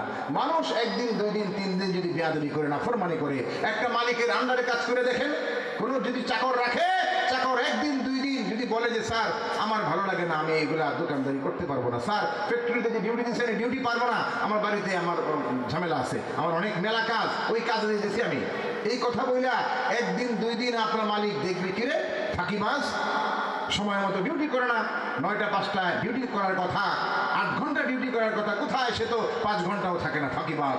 1 দিন 2 দিন 3 দিন দেখা ঘাড় ধাক্কা দিয়া ওই মালিক আপনাকে ওই দোকান থেকে ফ্যাক্টরি থেকে বের করে দেবে। কথা বলেন ঠিক না? যে কোনো অফিসে কাজ করেন, দায়িত্ব পালন না করলে সেখানে আপনাকে কাজ করতে দিবে না। কিন্তু আমার মালিকের এত দয়া, এত মায়া, আমার বানাইছেনও, খাওয়ানো, পালেনো, অথচ আমি ঠিক মতো করে ডাকিও না, হাজিরাও দেই না। এরপর আমার আল্লাহ, খোদা তোমার মেহেরবানি, তুমি কতই দিলে রতন, ভাই বেরাদর পুত্র স্বজন, খোদা পেলে অন্ন জুগাও, মানি চাই না মানি, খোদা তোমার মেহেরবানি। কথা বলেন ঠিক না? আমি মানি চাই না মানি, না মানলেও আল্লাহ খাওয়ায়, মানলেও খাওয়ায়, এত মায়া যার, এত দয়া যার, সে আল্লাহ ডাক দিয়ে বলতেছেন, ইয়া আইয়ুহান নাস উবুদু রাব্বাকুমুল্লাযী খালাকাকুম ওয়াল্লাযীনা মিন ক্বাবলিকুম লাআল্লাকুম তাত্তাকুন الذي جعل لكم الأرض فراشا والسماء بناء। এই জমিনটাকে বিছানা বানায় দিয়েছেন, এই যে আমরা সুন্দর করে বসে আছি, জমিনটা কি আমাদের বাপ দাদা বানায় রেখে গেছে নাকি আল্লাহ বানাইছেন? জমিন কে বানাইছেন? বিশাল ভূখণ্ড কে বানাইছেন? কখনো পাহাড়, কখনো উঁচু, কখনো নিচু, পাহাড় সমতল ভূমি, এটা কে বানাইছেন? বিশাল বিশাল নদীগুলি, সাগরগুলি কে বানাইছেন? আল্লাহ বানাইছেন। আল্লাহ বানাইয়া দিয়া কোরআন যদি আপনি পড়েন, বারবার আল্লাহ বলছেন, শুধু পানি দেই নাই, শুধু ভূমি দেই নাই, মাঝে মাঝে আমি বাগ বাগিচা দিছি। আম্মান খালাকাস সামাওয়াতি ওয়াল আরদা ওয়া আনজালা লাকুম মিনাস সামাই মাআ ফাআনবাতনা বিহি হাদাইকা যাতা বাহজা মা কানা লাকুম আন তুনবিতু শাজারাহা আইলাহুম মা'আল্লাহ বাল হুম কওমুন ইয়াদিলুন। আল্লাহ পাক ডাক দিয়া বলছেন, একবার কি চিন্তা করে দেখেছো? আসমান জমিন শুধু বানান নাই, সেখান থেকে বৃষ্টি শুধু দেন নাই, বৃষ্টি দেওয়ার পরে জাতা বাহজা, অনেক অনেক ফল ফসল। এই যে আপনাদের বর্ডার এলাকা, পাহাড়ি এলাকা, আশপাশে অনেক বাগান, রাবার বাগান আছে, ঠিক আছে, রাবার বাগান আছে, আরো অনেক বাগান টাগান আছে। এই বাগানগুলি দুনিয়ার আমাদের বাপ দাদারা বানায় নাই। আল্লাহ পাক কুদরতি ভাবে এই গাছগুলা যে হয়, এই গাছের মধ্যে যে কষের মতো হয়, রাবার হয়, এটা আস্তে করে শক্ত হয়, একটা প্রসেসিং হয়, হইয়া রাবার হয়। অনেক গুরুত্বপূর্ণ দামি দামি গাড়ির টায়ার থেকে শুরু করে অনেক দামি জিনিস, যেগুলো ছাড়া দুনিয়া চলবে না, পৃথিবী চলবে না। মানুষকে আল্লাহ পাক এই বিদ্যাটাও দিয়েছেন, বুদ্ধিটাও দিয়েছেন, ব্যবহারের কৌশলও শিখাইছেন। আর দুনিয়ার যা মানুষের প্রয়োজন সমস্ত কিছু আল্লাহ আমাদের জন্য বানায় রাখছেন। বলি আল্লাহু আকবার। সে আল্লাহ বলতেছেন, আমি শুধু তোমাদের সৃষ্টি করি নাই, আসমানটাকে ছাদ বানায় দিছি, জমিনটাকে বিছানা বানায় দিছি। ওরে মানুষ, এরপরেও আমার চেনলা না? ওই যে বিশাল আকাশ, আয়ুমসিকুস সামাআ আন তাকা আলাল আরদি ইল্লা বিইذনিহি, এই যে বিশাল আসমান, খুঁটি নাই, কিচ্ছু নাই। এই যে আমাদের উপরে, মাথার উপরে একটা কাপড় ঝোলানো আছে, যদি একটা খুঁটিও না থাকে, কাপড় কি উপরে থাকবে না পড়ে যাবে? উপরে থাকবে না, নিচে পড়ে যাবে। খুঁটি ছাড়া থাকবে না। সামান্য হালকা কয়েক কেজি ওজনের জিনিস এটাই পড়ে যাবে, থাকে না। অথচ আসমান, এই বিশাল একটা আসমান না শুধু, খালাকা সাবআ সামাওয়াতিন তিবাকা, একটা দুটো নয়, সাতটা আসমান। আল্লাহ নবী যখন মেরাজে যাচ্ছিলেন, একটা একটা করে অতিক্রম করছিলেন। আউয়াল, দুম, সুম, চাহারম, পঞ্চম, ষষ্ঠম, হপ্তম তো গয়া। শাহে রসুল নবী মকবুল জব মেরজ গয়া, সব মলাইকি মনানে লগা। ढोलक लेकर जिब्राइल नज़्दे मुस्तफा, कुम कुम या हबीबी कहने लगा। বলছে রাসূল, উঠুন, আপনি হুকুম, আপনি আরোহণ করুন, বুরাকের উপর উঠুন, চললো। কোথায়? সেই বাইতুল্লাহ থেকে, মসজিদে হারাম থেকে মসজিদে আকসা, সেখান থেকে ঊর্ধ্ব আকাশে, আকাশের প্রথম দরজায় গিয়েছেন। প্রথম দরজায় গিয়া বলছেন মান, উপর থেকে জিজ্ঞেস করছে দারোয়ান, আকাশের যিনি গেট কিপার, দ্বার রক্ষক, তিনি বলছেন কে? আনা জিবরিল। ওমান মাক, তোমার সাথে কে? মাই মুহাম্মদ। যেই বলছে আমার সাথে মুহাম্মদ, সাথে সাথে দরজা, এক সেকেন্ড দেরি হয় নাই, আকাশের দরজা খুলে গেছে। আল্লাহু আকবার। প্রথম আসমান পাড়ি দিয়ে দ্বিতীয় আকাশে, আবার দরজা, আবার জিজ্ঞেস করছে কে? বলছে আমি জিবরাইল। সাথে কে? আমার সাথে মুহাম্মদ। তাকে আনতে বলা হয়েছে, যে হ্যাঁ, তাকে আনতে আমাকে নির্দেশ দেওয়া হয়েছে, আমি সাথে করে তাকে নিয়ে আসছি। আবার দরজা খোলা হলো, একটা, দুইটা, তিনটা, হতে হতে পাঁচটা, ছয়, সাত পর্যন্ত সপ্তম আকাশ পাড়ি দিয়া আরো উপরে যাচ্ছেন, আরো উপরে যাচ্ছেন, সিদরাতুল মুনতাহা পর্যন্ত পৌঁছে গেছেন। হাদিসের প্রায় সবগুলা গুরুত্বপূর্ণ কিতাবে এই বর্ণনাগুলি, ঘটনাগুলি আসছে। সিদরাতুল মুনতাহা পর্যন্ত গিয়া জিবরিল আমিন বলতেছেন, ইয়া রাসূলুল্লাহ, আমাকে আল্লাহ নির্দেশ দিয়েছেন আপনাকে নিয়ে এই দীর্ঘ সফর করার জন্য, কিন্তু আল্লাহ পাকের ঊর্ধ্ব জগতের যে আরোহণ, এখানে আমার সীমানা শেষ, আমি আর পারবো না। এর উপরে আরো জগৎ আছে, এরপরে আরো অনেক কিছু আছে, লৌহ কলম, আরশ কুরসি, আল্লাহ পাকের অনেক জগৎ আছে সেখানে। সেই জগতের ওই অংশের মধ্যে আমি কখনো যাই নাই, যেতেও পারি না, যাওয়ার পারমিশনও নাই। আমি যদি চেষ্টাও করি যাওয়ার জন্য, আগার একসর মুয়ে বরতর পরম ফরুগে তাজাল্লি বসুজত পরম, আমি যদি আমার মাথার একটা চুল পরিমাণ, আমি যদি চেষ্টা করি আর এক চুল পরিমাণ সামনে অগ্রসর হতে, তা আল্লাহ যে আমার 600 পাখা দিয়েছেন, সবগুলি পাখা পুরে ছারখার হয়ে যাবে। আল্লাহু আকবার। সেই জগতের পারমিশন নাই, আমি পুরা ভস্ম হয়ে যাব, ছাই হয়ে যাব, আমার কোনো অস্তিত্বই থাকবে না, আমি আর যেতে পারবো না। এই পর্যন্ত আমার হুকুম ছিল। এরপরে কি হবে? এরপরে আল্লাহ কুদরতি ভাবে আল্লাহ পাক আপনাকে উঠায় নিয়ে যাবেন আরশ পর্যন্ত, আল্লাহর সাথে কথোপকথন হবে, মোকালামা হবে, আত্তাহিয়াত। ওরে ভাইরা আমার, বন্ধুরা, হাদিসের বর্ণনা থেকে আমরা যেটা পাই সেটা হচ্ছে এই যে আত্তাহিয়াত, আপনি নামাজের ভিতরে বসে বসে পড়েন। ওরে কপাল ওরা মুসলমান, এত বড় কপাল আল্লাহ আমাদেরকে দিলেন। আমরা যেই হই না কেন, রিক্সাওয়ালা, ভ্যানওয়ালা, শাকওয়ালা, সবজিওয়ালা, আমি যাই হই না কেন, অতি সাধারণ একটা মিসকিন গরিব মানুষ, খেটে খাওয়া মানুষ, কৃষি করি, যাই হই না কেন, রাজা বাদশাহ বসে বসে, দেশের রাজা, প্রেসিডেন্ট, উনিও নামাজে বসে আত্তাহিয়াতি পড়ে, আমিও একটা গরিব মানুষ নামাজে বসে একই শব্দ পড়ি। কথা বলেন ঠিক না? একই কথা, তার জন্য স্পেশাল কিছু নাই, তার জন্য আলাদা কিছু বলার সুযোগ নাই। সেই কথাগুলি বলি যেগুলি আল্লাহ নবী আল্লাহর সাথে কথোপকথন করেছিলেন, আল্লাহর সামনে যে কালিমাতগুলি, শব্দগুলি পেশ করেছিলেন, আল্লাহ খুশি হয়ে তার প্রতি সন্তুষ্ট হয়ে সালাত আর সালাম পেশ করেছিলেন। উম্মতের জন্য সালাত সালাম বলা হয়েছিল। যে কথাগুলি সেখানে হচ্ছিল সেগুলি আমরা নামাজের ভিতরে বসে বসে পড়ি। আমার বন্ধুরা, এই নামাজ এত বরকতময় কথা, আল্লাহর সাথে নবীর কথা হচ্ছিল।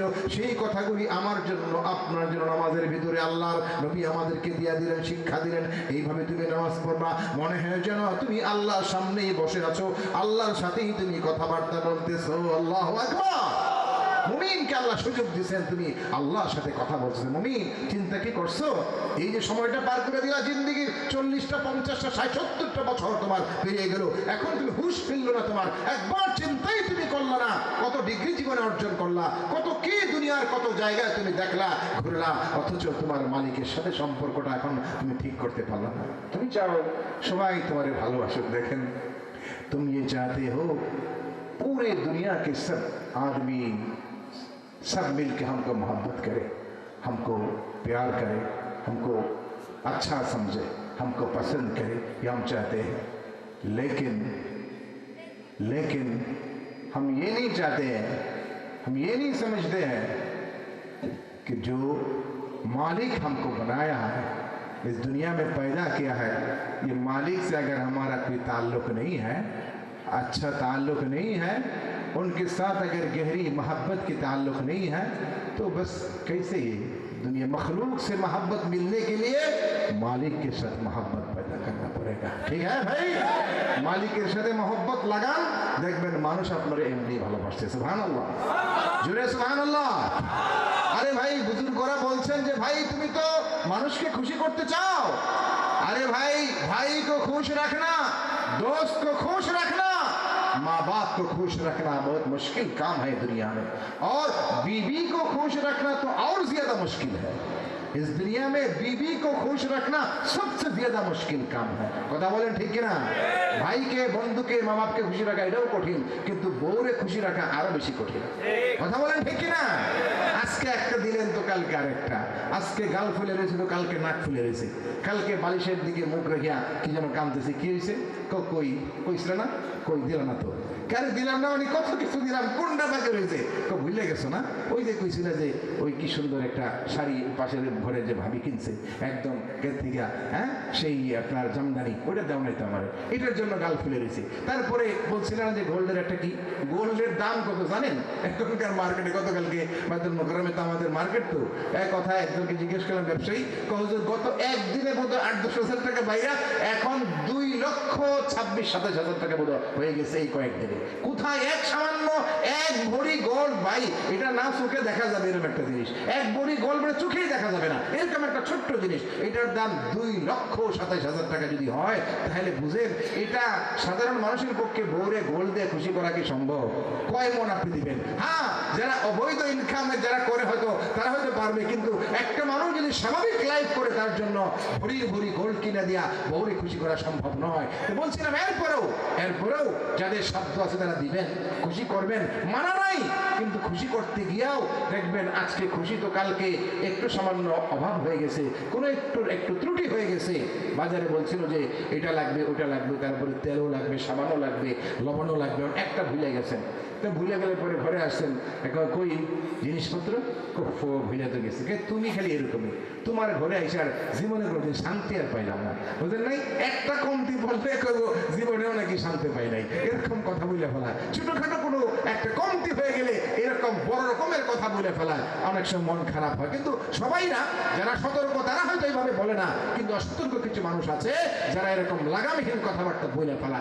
তো বুজুর্গানে দিন বলতেছেন যে মানুষকে খুশি করা অনেক কঠিন ব্যাপার, ভাইকে, বন্ধুকে, মা বাপকে, বিবিকে খুশি করা তো আরো বেশি কঠিন কাজ।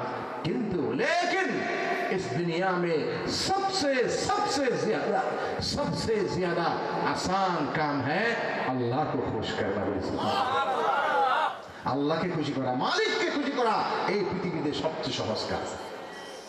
जिंदगी भर आपने नाफरमानी किया, गुनाह का काम किया, अल्लाह का हुक्म के खिलाफ काम किया, जिंदगी भर 50 साल तक आपने नाफरमानी किया। 50 साल के बाद एक मर्तबा दिल की गहराई से आपने कह दिया अल्लाह जो कर लिया मैंने सब कुछ ये खता हो गया, भूल हो गया, ये नाफरमानी हो गया हमसे ये आपकी फरमाबरदारी मैंने नहीं किया, या अल्लाह ये सब जो है ये हमारी तरफ से गुस्ताखी, ये सब गुनाह है, ये नाफरमानी मैंने कर लिया अल्लाह, लेकिन मैं तो आपका बंदा हूँ, मैं आपका मखलूक हो, आपका बंदा हो, आप हमको प्यार करते हैं अल्लाह, ये 50 साल तक मैंने जो कुछ नाफरमानी कर लिया ये हमसे गुस्ताखी हो गई, या अल्लाह तो जिंदगी की सारे गुनाहों को माफ कर दे। एक बार खाली बोलছেন আমার যা করছি সব ভুল হয়ে গেছে আল্লাহ, সব তুমি ক্ষমা করে দাও, বলতে দেরি আল্লাহ খুশি হয়ে দেরি হয় না। সুবহানাল্লাহ।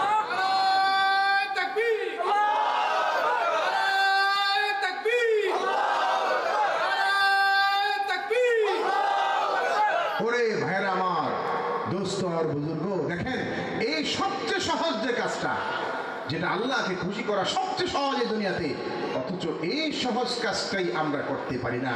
বেশিরভাগ মানুষ এই আসান কামটা পারি না, অথচ মানুষকে খুশি করার জন্য কত আমাদের চেষ্টা, কত আমাদের সাধনা, কত রকমের কত আমাদের মানে এই জীবনের কত চেষ্টা আমরা করে থাকি। কোন ভাইকে, মা বাপকে, বিবিকে খুশি রাখার জন্য আমরা কতই না চেষ্টা করি, জান দিয়া দেই, অথচ আল্লাহ বলছেন খালি একবার স্বীকার করলেই আমি খুশি থাকি। বলো যে ভুল হয়ে গেছে, আবার আজকের থেকে শুরু করে দাও, যেটা ঠিক হয়েছে এটা আমার ভুল হয়ে গেছে, আমি আসলে এটা চাই না, এই পথে চলতে চাই না, আমি ভুল পথে জীবন পরিচালনা করতে চাই না, আমি চাই আল্লাহ তোমার দেখানো পথে কোরআনের আলো ঘরে ঘরে জালো, এই যে কথা, আমি চাই কোরআনের আলোটাকে সামনে রেখে আমি পথ চলে চলে আমার গন্তব্যে পৌঁছাতে চাই। মালিক, আমি কবর পর্যন্ত যাইতে চাই কোরআনের আলো নিয়ে, আর কোরআনের আলোটা আমার কবরেও লাগবে, অন্ধকার কবরে কেউ থাকবে না, সেখানে কোরআন আমার সঙ্গী হবে, আমি এটা চাই। হাসরেও কোরআন আমার পক্ষে বলবে আল্লাহ এই বান্দা আমারে ভালোবাসতো, মহব্বত করতো, এই বান্দারে মাফ করে দাও। আল্লাহ কোরআনের সুপারিশ কবুল করিয়া ওই বান্দারে ক্ষমাই করে দেবে। এটা আমার মুখের কথা না, বানানো গল্প নয়। আপনি সূরা মুলকের তাফসীর পড়ে দেখেন, গুরুত্বপূর্ণ সবগুলো তাফসীর, ইবনে কাসীরের কথা আমি বলি, সূরা তাফসীরে কুরতুবীতে আছে, অন্যান্য গুরুত্বপূর্ণ সমস্ত কিতাবগুলোতে আপনি পড়ে দেখেন। আল্লামা আলুসি লেখছেন, ফখরুদ্দিন রাজি লেখছেন, সবাই লেখছেন সূরা মুলক রাতের বেলা যদি কেউ পড়ে, দেখেন কোরআনের এত বড় মহা নিয়ামত আমরা হাতের নাগালে পায়াও আমরা কতটা মানে বেখবর, কতটা গাফেল আমরা। এত বড় মহা নিয়ামত আল্লাহ আমার ঘরে আমার হাতের সামনে দিয়ে রাখছেন। রাতের বেলায় ঘুমাতে যাওয়ার আগে একবার আপনি সূরা মুলক, তাবারাকাল্লাযী বিয়াদিহিল মুলক, মাত্র 30 খানা আয়াত, এই ছোট্ট সূরাটা রাতের বেলায় ঘুমাইতে যাওয়ার আগে আপনি পড়ছেন, আপনার স্ত্রী পড়েছে, আপনার সন্তান পড়েছে, আপনি পড়েছেন। সূরা মুলক পড়তে ঘুমায় গেছেন, ঘুমানোর আগে একটু পড়ছেন সূরা মুলক, পড়ে ঘুমায় গেছেন। এটা আপনি অভ্যাস বানায় নিয়েছেন, এটা আপনি আদত বানায় নিয়েছেন। প্রত্যেক রাতেই ঘুমানোর আগে সূরা মুলক একটু পড়েন। কয় মিনিট লাগবে? 3 মিনিট, 4 মিনিট, সর্বোচ্চ 5 মিনিট লাগবে। এই 5 মিনিট সময় জীবনে কত হাজার হাজার মিনিট নষ্ট করেছি আমরা দোকানে বসে, চাষটলে বসে গল্প করে করে কত সময় নষ্ট করেছি, মিছিল করতে করতে কত সময় নষ্ট করেছি, এই স্লোগান দিতে দিতে যেগুলি কোনো দরকার নাই, মানেও নাই, অর্থও নাই, এগুলি বলতে বলতে জীবনের কত সময়, কত ঘন্টার ঘন্টা দামি সময়গুলো নষ্ট করে ফেলেছি। 5 মিনিট সময় ঘুমানোর আগে সূরা মুলক আপনি পড়লেন, সূরা মুলক পড়ে ঘুমায় গেলেন, এবং এই অভ্যাস আপনি বানায় নিলেন। প্রত্যেক রাতে সূরা মুলক পড়েন, নামাজগুলি সময় মতো পড়েন, আল্লাহর সামনে হাজিরা দেন সময় মতো। রাতের বেলায় আপনার আমল হলো সূরা মুলক পড়ে ঘুমান। তাফসীরে বলা হয়েছে অনেকগুলি হাদিস, আল্লাহ নবীর হাদিসগুলি একত্রিত করা হয়েছে, যেখানে নবীজি বলেছেন এই সূরাতুল মুলক কবরে ওই বান্দার সামনে হাজির হয়ে বলবে, বন্ধু তুমি ভয় পেও না, আমি আছি তোমার সাথে, কবরে তোমার সাথে আছি, তুমি যে আমারে ভালোবাসতে, এই কবরে তোমার সাথে আমি থাকবো, এখানে কেউ তোমাকে কোনো কষ্ট দিতে পারবে না। আল্লাহু আকবার। কেউ তোমাকে কষ্ট দিতে পারবে না, আমি তোমার বন্ধু, আমি তোমার সাথে। ফেরেশতারা আসলে পরে এই সেই সব কিছু ওই বান্দার পক্ষ থেকে বলে দেবে, তার কোনো কষ্ট দিতে হবে না, তার কোনো কষ্ট সে পাবে না, কোনো রকমের কোনো পেরেশানির মধ্যে সে পড়বে না। সূরা মুলক তার সাথে থাকবে কবরে, সাথে থাকবে হাসরে, যখন বিচার চলবে আল্লাহর সাথে জিদাল শুরু করে দেবে, ঝগড়া লেগে যাবে।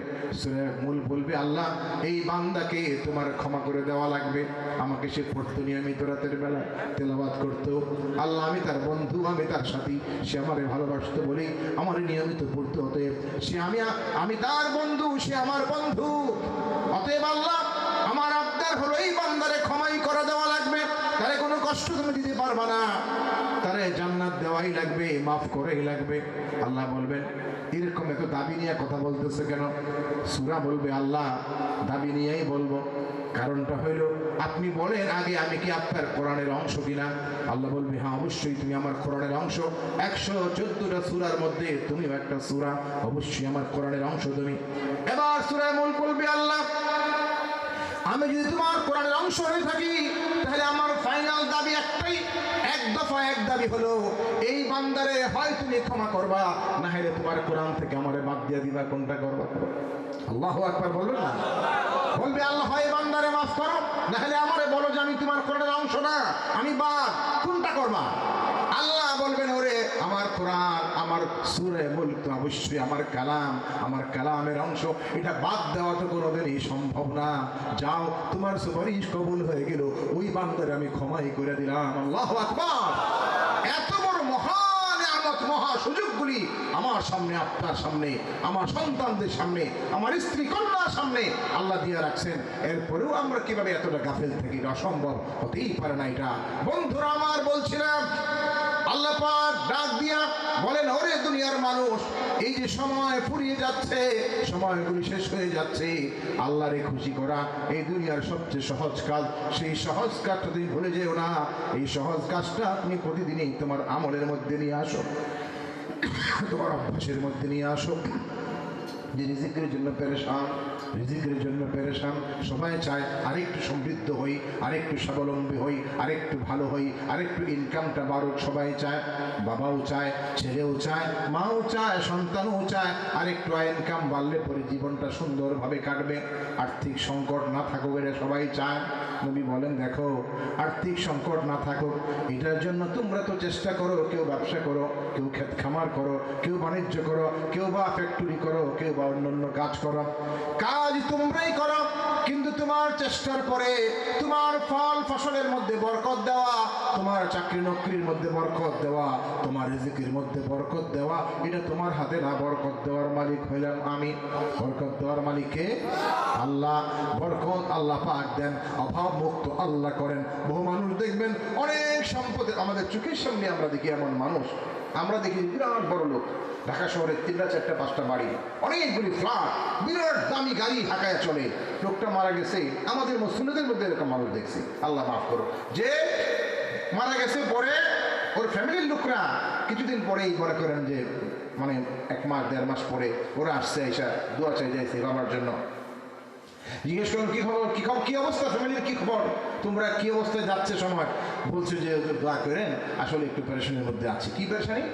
বাবা যে ফ্ল্যাটগুলো ছিল, তারপরে গাড়ি আছে, দোকান আছে, এগুলো তো আছে ঠিক আছে, কিন্তু এর চেয়ে কয়েক গুণ বেশি ব্যাংকের লোন আছে। কি আছে? ব্যাংকের লোন আছে এর চেয়ে কয়েক গুণ বেশি। এগুলি বাড়তে বাড়তে এত পরিমাণ হয়েছে, কয়েকশো কোটি টাকা লোন আছে ব্যাংকে। এখন আমাদের সমস্ত ফ্ল্যাট আর দোকান বিক্রি করে দিলেও ব্যাংকের লোন শোধ করা সম্ভব না। এখন কি হবে? আল্লাহ ভালো করে হুজুর একটু দোয়া করেন। দেখেন, তার মানে হলো আমরা চোখে দেখি যে বিরাট কিছু, আসলে আমরা যারা সাধারণ, এই যে আমরা যে 10,000 টাকা বেতন পাই সুন্দর করে জীবনটা কাটাই, আমাদের চেয়ে বেশি অভাবের মধ্যে ওই লোকটা কিন্তু আছে। কথা বলেন ঠিক না? ওই লোকটা আরো মারাত্মক রকমের অভাবের মধ্যে আছে। এরকম মানুষের অভাব নাই এই দুনিয়ার মধ্যে। তাহলে আল্লাহ রাসূল বলেন তুমি যে অভাব মুক্ত হতে চাও, তুমি চাও তোমার রিজিকের মধ্যে বরকত হোক, দেখো রাতের বেলায় সন্ধ্যার পরিমাগরিবের পরে একটু সময় হয় না তোমাদের? একটু সূরা ওয়াকিয়া তেলাওয়াত করো না, ছেলেকে একটু শেখাও না। ছেলে এসএসসি পাস করে ফেলছে, কলেজে পড়ে, এখন মেয়ে তোমার ভার্সিটিতে পড়ে। এত সময় ধরে তুমি অনেক শিখাইছো, অনেক লক্ষ কোটি টাকা খরচ করে ফেলছো প্রাইভেট পড়াইতে পড়াইতে, মাসে 10,000 20,000 30,000 40,000 50,000 খরচ হয়ে যায়। এরপরও প্রাইভেট আর শেষ হয় না, বেতন দিতে দিতে জান শেষ হয়ে যায়। প্রাইভেট ইউনিভার্সিটিতে লক্ষ লক্ষ টাকা জমা হয়, এরকম বছর শেষে দেখা যায় 10 লাখ 15 লাখ টাকা বেতন দেওয়া লাগে। আছে না? এগুলি এগুলি আমাদের সমাজে হচ্ছে এরকম। কিন্তু এত লক্ষ কোটি টাকা খরচ করতেছো ছেলেটার জন্য, মেয়েটার জন্য। তোমার ছেলেটা মেয়েটা এখনো আল্লাহর কোরআন সুন্দর করে শিখতে পারে নাই, শিখাই হয় নাই, এবং সেদিকে খেয়ালও নাই, তুমি খেয়াল দিতে পারো নাই। একটা বাচ্চা আছে, একবার আমার কাছে মসজিদের কামরায় বসে রয়েছি, তো একটা গার্ডিয়ান আসছে, ছোট্ট বাচ্চা নেই, বলতেছে যে হুজুর খুব পাগলামি করে, অস্থির করে ফেলায়, বাসার সব ভাইঙ্গা চুরে ফেলায়, আমরা আর টিকতে পারি না ওর যন্ত্রণায়, এখন একটু দোয়া করে দেন, কিন্তু তাবিজ টাবিজ দিয়ে দেন যেন এটা একটু শান্ত হয়। তা আমি ওকে তখন দেখি হয়তো ক্লাস 1-2 এরকম পড়ে আর কি। তো ছোট মানুষ, এখন বাচ্চা মানুষ, তাহলে কি বলা যাবে, সে পাগলামি করে মাইনে নিতে হয়। সে পাগলামি করে তোর মাইরে এত কতক্ষণ, না হয় একবার দুইবার একটু শাসন, কিন্তু সারাক্ষণ তোর মারপিট করা যায় না।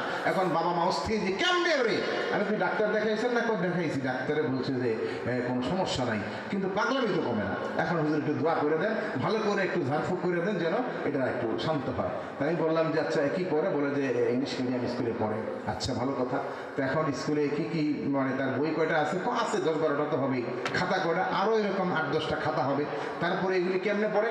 কয় স্কুলে যায়, স্কুলতে এসে আবার প্রাইভেট পড়ে, আবার আরেকটা টিচার আছে, আরেকটা টিচার আছে, 2-3টা টিচার ওর পিছনে আছে, ম্যাথের টিচার, ইংলিশের টিচার, অনেক কিছু। আমি কই তাহলে আরবি টারবি এগুলা? হুজুর আরবি তো এটা পড়ার দরকারই, কিন্তু সময় তো নাই হুজুর, সময় পায় না।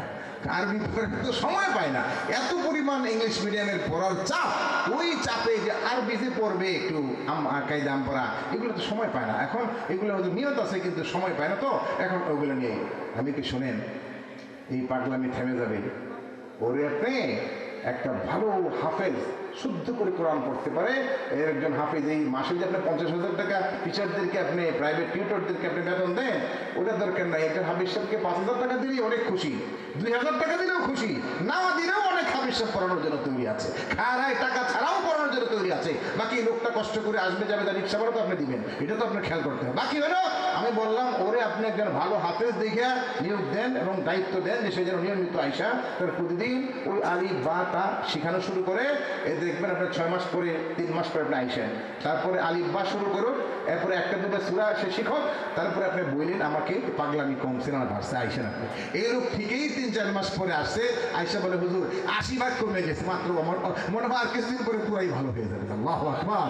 মানে ও যখন আলিফ বা, যখন সে কুল হুয়াল্লাহু আহাদ, কুল আউযু বিরাব্বিন নাস কোরআনের শব্দগুলি পড়তে শুরু করছে, এগুলোর সাথে তার রক্তের সাথে, তার মজ্জার সাথে, তার শরীরের অংশের সাথে এগুলির প্রভাব আল্লাহ পাক রাখছেন। এগুলি যখন পড়তে পড়তে একটা বাচ্চা বড় হয়, তখন এর মধ্যে স্বাভাবিক স্বস্তি, স্বাভাবিক শান্ত মেজাজ, এটা আল্লাহ পাক কুদরতিভাবেই তার মধ্যে সৃষ্টি করে দেন। আল্লাহ, আপনি কোরআন না শিখে দুনিয়া সব শিখে বলতেছেন, অথচ আপনি এদিকে খবর নাই। তাহলে আপনি চান যে ছেলেটা খুব ভদ্র হবে, খুব আপনারে বড় হইয়া খুব সম্মান করবে, খুব আপনারে খেদমত করবে, কি করে সম্ভব যে সন্তানের বুকের ভিতরে মানে কলিজার ভিতরে আপনি কোরআন ঢোকান নাই, তার থেকে আপনি খুব বেশি আশা করতে পারেন না। কোনো না কোনোভাবে লাইনচ্যুত হয়ে যাওয়ার আশঙ্কাই বেশি থাকে যদি কোরআন থেকে ডিটাচ থাকে।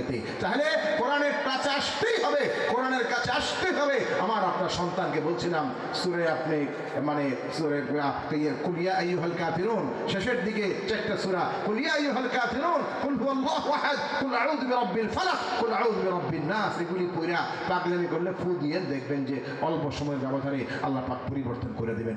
আর সন্তান রিজিকের মাসলা বলছিলাম, সূরা ওয়াকিয়া সন্ধ্যার পরে যখনই পান, রাতের যে কোনো সময়, সন্ধ্যার পরে পড়লে ভালো, মাগরিবের পরে, না হলে রাতের যে কোনো সময় সূরা ওয়াকিয়া তেলাওয়াত করবে আপনার ছেলে, আপনার মেয়ে, আপনার স্ত্রী, আপনার বিবি। শিখান কোরআন শরীফ সে পড়বে ঘরের মধ্যে। আপনি যে কারণে পেরেশান, আরেকটু বরকত দরকার, আরেকটু আর্থিকভাবে সচ্ছল হওয়ার দরকার, আরেকটু ঘরের কাজগুলো বাকি আছে করার দরকার, আরেকটু কিছু দেনা পাওনা আছে এগুলি পরিশোধ করার দরকার। নবী আমাদের শিখাই দিয়েছেন। সাহাবী আব্দুল্লাহ ইবনে মাসউদ রাদিয়াল্লাহু আনহু অসুস্থতার শেষ সময়ে যখন মৃত্যু শয্যায় শায়িত, তাকে দেখতে আসছেন সেই সময়ের মুসলিম জাহানের খলিফা হযরত ওসমান গনি রাদিয়াল্লাহু আনহু। আয়েশা বললেন, মা তাশতাকি, কি হয়েছে তোমার, অসুখটা কি? কয় যুনুবি, কয় আমার গুনাহ, আমার পাপ, এটাই হলো আমার ওষুধ। কয় মা তাশতাকি, কি চাও তুমি, কি আকাঙ্ক্ষা তোমার বলো? রহমত রাব্বি, বলে আমি আল্লাহর দয়া রহমত ছাড়া আর কিচ্ছু চাই না, আর কিচ্ছু আমার লাগবে না। বলে আমি কি তোমার জন্য তাবিব ডাকবো কিনা, ডাক্তার একজন ডেকে আনবো, রাষ্ট্রীয় ভাবে ব্যবস্থা করবো কিনা চিকিৎসার জন্য? উনি বলেন আমার কোনো প্রয়োজন নেই ডাক্তার, আত-তাবিবু আমরাদানি, যিনি ডাক্তার তিনি তো আমার রোগ দিয়েছেন, অসুস্থ বানায় দিয়েছেন। এখন দুনিয়ার কোনো ডাক্তারের আমার মুখাপেক্ষী না, কেউ আমার দরকার নাই। ঠিক আছে, ডাক্তারও লাগবে না, বলো তাহলে আমি কি বাইতুল মাল থেকে তোমার জন্য কিছু উপঢৌকন পাঠায় দেই, কিছু মাল পাঠায় দেই আমার রাষ্ট্রীয় ভান্ডার থেকে? তুমি একটু গরিব মানুষ, অসুস্থ মানুষ, তোমার কাজে লাগবে, আমি তোমার জন্য একটু সাহায্য পাঠায় দেই। উনি বলেন লা হাজাতা লি ফি, এটার কোনো প্রয়োজন নাই। এবার খলিফাতুল মুসলিমিন, মুসলিম জাহানের শাসক, দেখেন আমার বাড়িতে যদি এক বিষয় এসে কইতো যে ভাই সাহেব আপনি দেখতেছি একটু অসুবিধার মধ্যে আছেন, তাহলে আমি পাঠাইতেছি কিছু, দেখি কি আছে আমাদের সরকারি ভান্ডারে, সেখান থেকে আমি কিছু পাঠাই দিই। তা আমরা হয়তো কেন স্যার বেশি করে একটু ট্রাক ভরে পাঠাই দিই, অল্প অল্প আমার হবে না, আবার অনেক ঝামেলা, একটা ট্রাক বুঝাই করে পাঠাই দেন, সেটাই কিন্তু আমরা বলতাম। আর দেশে যদি প্রধানমন্ত্রী ডাইকা বা রাষ্ট্রপতি কেউ যদি রাজা থাকে, ও যদি বলতো আমার কাছে এসে কি লাগবে, স্যার আমার দুনিয়াটা সবটাই লাগবে, আমরা হয়তো এইভাবে বলতাম। কিন্তু উনি বলতেছেন যে আমার কোনো প্রয়োজনই নাই। তো খলিফাতুল মুসলিমের অবাক হয়ে বললেন, কি ব্যাপার, তোমার এই অসুস্থতার মধ্যে আমি চাইতেছি যে কিছু হাদিয়া দিই, তোমার একটু গিফট পাঠাই, এটা তুমি নিতে চাও না, কারণটা কি? আচ্ছা, তোমার যদি প্রয়োজন নাও থাকে, তোমার তো মেয়েরা আছে, কন্যারা আছে, তোমার কন্যা সন্তানরা আছে, তুমি যদি দুনিয়ার থেকে চলে যাও, তোমার মৃত্যুর পরে ওই কন্যা সন্তানগুলি তাদের তো কিছু কাজে লাগতে পারে, আমি কিছু হাদিয়া পাঠাই দিই তোমার জন্য। উনি বললেন, না, আমার কন্যা সন্তানদেরও লাগবে না, তারা কোনো অভাবের মধ্যে কখনোই পড়বে না। এটা কি বললা তুমি? তাদের জন্য লাগবে না, এটা কি বলতেছ? কি বলো তো, ভেঙে বলো কথাটা, বিষয়টা কি?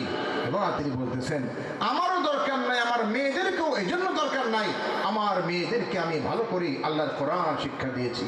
তারা সূরা মানে ওয়াকিয়ার মধ্যে পড়ে, সূরাতুল ওয়াকিয়া তিলাওয়াত করে প্রতি রাত্রেই আমার মেয়েদেরকে আমি ভালো করে শিখাইছি।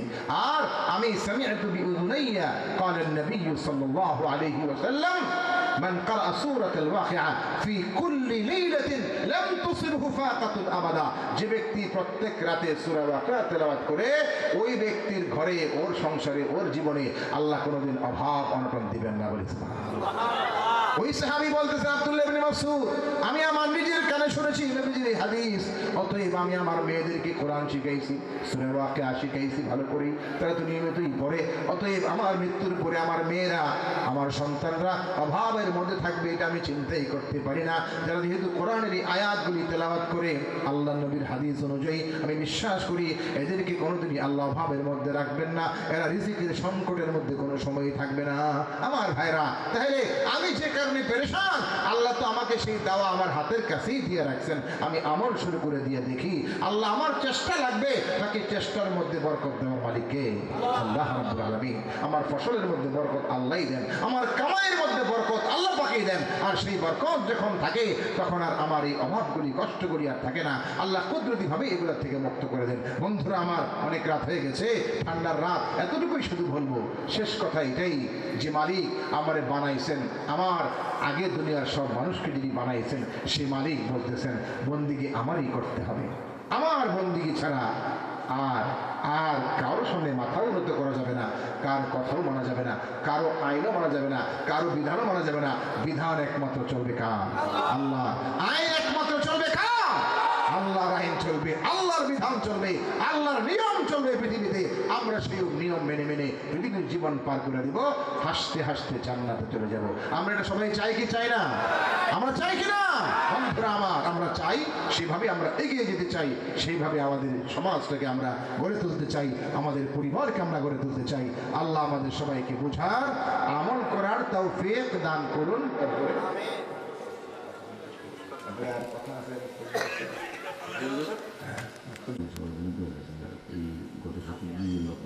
আচ্ছা,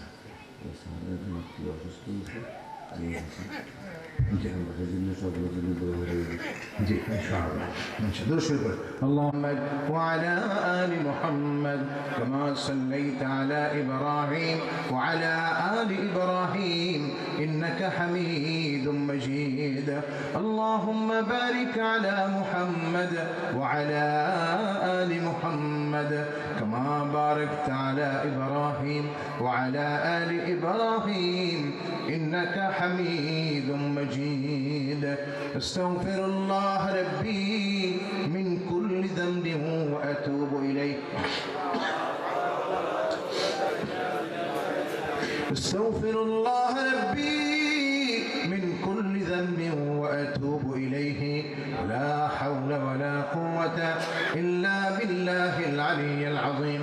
أستغفر الله الذي لا إله إلا هو الحي القيوم وأتوب إليه. ولا حول ولا قوة إلا بالله العلي العظيم. الحمد لله رب العالمين الصلاة والسلام على سيد الأنبياء والمرسلين وعلى آله وأصحابه أجمعين. ربنا ظلمنا أنفسنا وإن لم تغفر لنا وترحمنا لنكونن من الخاسرين. ربنا آتنا في الدنيا حسنة وفي الآخرة حسنة وقنا عذاب النار.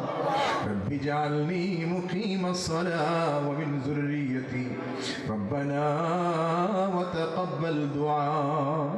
ربنا اغفر لي ولوالدي وللمؤمنين يوم يقوم الحساب.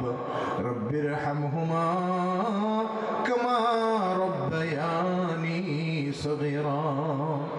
রব্বুল আলামিন গভীর রজনীতে প্রচন্ড ঠান্ডা শীত অপেক্ষা করে আল্লাহ আমরা আপনার কিছু গুনাহগার বান্দা এখানে বসে আছি মাওলা।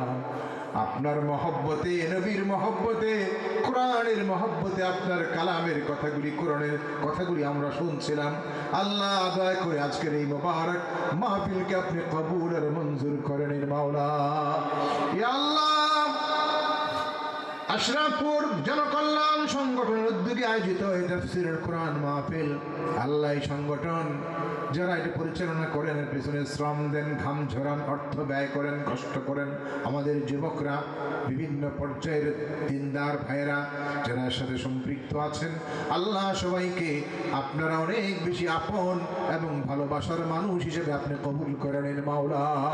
তাদের প্রত্যেকের হায়াতের মধ্যে বরকত দান করে দিন আল্লাহ। এই তাফসীরুল কোরআন মাহফিলের উসিলায় আমাদের ভাইদের হায়াতের মধ্যে বরকত দান করে দিন, তাদের পরিবারের সবাইকে হেফাজত করে দিন আল্লাহ। তাদের জীবনে অনেক অনেক উন্নতি তরক্কি আপনি দান করে দিন মাওলা।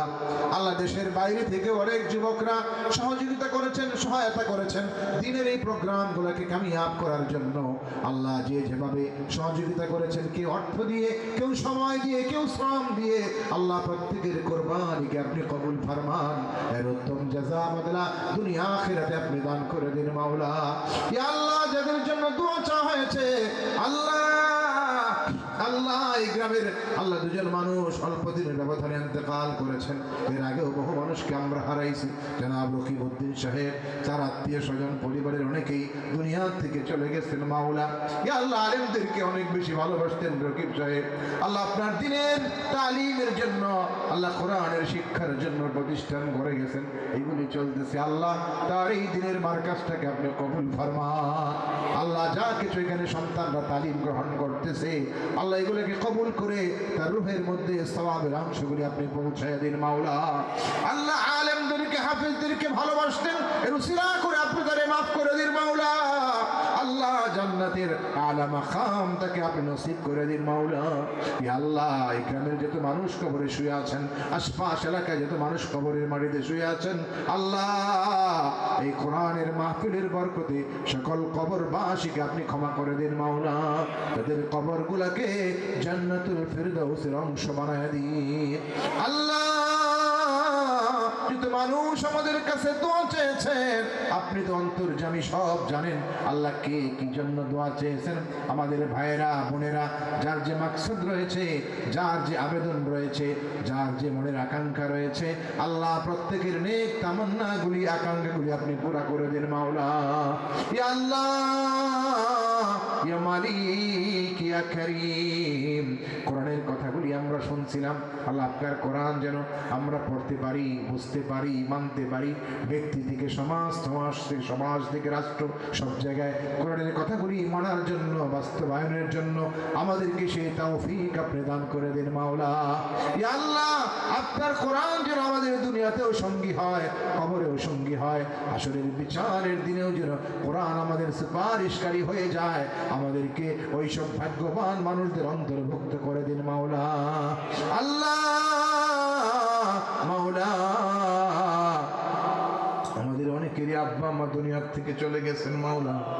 আল্লাহ আমাদের মা বাবার জন্য সবসময় বরাবরই আপনার কাছে আমরা ফরিয়াদ করি, আবদার করি। আজকের এই মোবারক বরকতময় মাহফিলে বসেও আপনার দরবারে ফরিয়াদ করছি মাওলা, যে মা বাবার উসিলায় পৃথিবীতে আমরা আসছি আল্লাহ, যে বাবা তার জীবনের সমস্ত কষ্টগুলাকে, সমস্ত কোরবানিগুলাকে, তার ঘাম ঝরানো ইনকাম সবকিছু আমাদের ভালোবাসায় উজাড় করে সবকিছু খরচ করে দিয়েছে, একটু কৃতজ্ঞতা করেন নাই।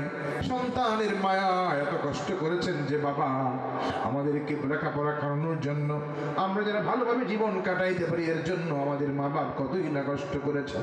আমাদের মা জননী আল্লাহ, দুঃখিনী মা আল্লাহ আমাদেরকে পেটে ধারণ করেছেন, কষ্টের পর কষ্ট সহ্য করেছেন, ভূমিষ্ঠ হওয়ার কষ্টটাও সহ্য করেছেন, এরপরেও ছেড়ে দেন নাই। বুকের দুধ পান করায়া 2 বছর 2.5 বছর পর্যন্ত বুকের দুধ পান করায়া এক মুহূর্তের জন্য যেন আমরা কষ্ট না পাই। শীতের রাতে, এই কনকনে শীতের রাতে আমরা যখন বিছানার মধ্যেই বিছানা করে নষ্ট করে ফেলতাম, সেই নষ্ট বিছানার মধ্যে মা শুয়ে থাকতেন, আমাদেরকে শুকনো জায়গার মধ্যে ঘুম পাড়ায় রাখতেন আল্লাহ। কখনো কোনো রাতে যদি একটু অসুস্থ হয়ে পড়তাম, একটু যদি জ্বর আসতো, পেট খারাপ করতো, শারীরিক কোনো অসুস্থতা দেখা দিত, ওই রাত্রে মা সারা রাত ঘুমাইতেন না। পরিবারের সবাই ঘুমায় গেলেও মা মাথার কাছে বৈশা বৈশা শুধু আপনার কাছে ফরিয়াদ করতেন, আল্লাহ গো আমার সন্তানটাকে সুস্থ করে দাও আল্লাহ। এরকম কত রাত না ঘুমায়া পার করে দিয়েছেন আমাদের মা জননী, এটার কোনো শেষ নাই, গুণাগুন্তি নাই আল্লাহ। আমরা যখন গ্রামের বাইরে আল্লাহ ঘর থেকে, বাড়ির থেকে বহু দূরে কোনো লেখাপড়ার জন্য বাইরে চলে গেছি, মা গভীর রাতে হাত তুলে তুলে দোয়া করছেন, আল্লাহ আমার ছেলেটা রাজারে কি খাইতেছে, এখন কেমন জানি আছে, সুস্থ আছে কিনা, আল্লাহ আমার সন্তানকে তুমি ভালো রাখো, তাহলে তুমি লেখাপড়ার যোগ্যতা দিয়ে দিও, তাহলে তুমি ভালো মানুষ বানায় দিও, এইভাবে দোয়া করতেন। আমাদের বাবা নামাজ পড়ে পড়ে সিজদা করে করে, তাসবিহ তাহলিল করে করে আমাদের জন্য দোয়া করতেন। আমাদের সেই মা বাবা অনেকেরই চলে গেছেন কবরে মাও আল্লাহ। আমাদের আব্বা আম্মাকে আপনি কবরের জীবনে এক মুহূর্তের জন্য কষ্ট দিয়েন না মাওলা আল্লাহ। তাদের জীবনের ভুল ত্রুটি থেকে থাকলেও আমরা সন্তান হয়ে ক্ষমা চাইতেছি, তাদের জীবনের ভুলগুলি আপনি ক্ষমা করে দেন মাওলা আল্লাহ। কবরের জীবনে, এই অন্ধকার কবরে আপনার দয়া ছাড়া, রহমত ছাড়া আর তো কিছুই তাদের সাথে নাই আল্লাহ। সেই কবর তো আমাদের জন্য অপেক্ষা করছে মালিক। আমরা যতই ভুলে থাকি, যতই গাফেল থাকি না কেন, কবরের মাটি আমাদেরকে প্রতিদিন স্মরণ করে আল্লাহ। সেই কবরে আমাদের যেতেই হবে, এর আগে একটু প্রস্তুতি গ্রহণ করার তৌফিক দান করে দিই। ওগো কবর গায়ের মাটি, দুনিয়ার সব মায়ার পেছনে তোমারে জেনেছি খাঁটি। কবে তুমি হায় ডাক দিবে মোরে তোমারই শীতল কোলে, তোমারই বক্ষে ঘুমিয়ে পড়িব দুনিয়ার মায়া ভুলে। পেতে দেবে তুমি ধুলির আসন, জানায় আদর কত, তোমারই বক্ষে ঘুমিয়ে পড়িব চির জনমের মতো, তোমারই বক্ষে ঘুমিয়ে পড়িব চির জনমের মতো। কারো কথা তুমি শোনো না, তবু শোনো মোর দুটি কথা। তোমার দেশেতে চলে গেছে যারা, দিও না তাদের ব্যথা। তোমার দেশেতে চলে গেছে যারা, দিও না তাদের ব্যথা।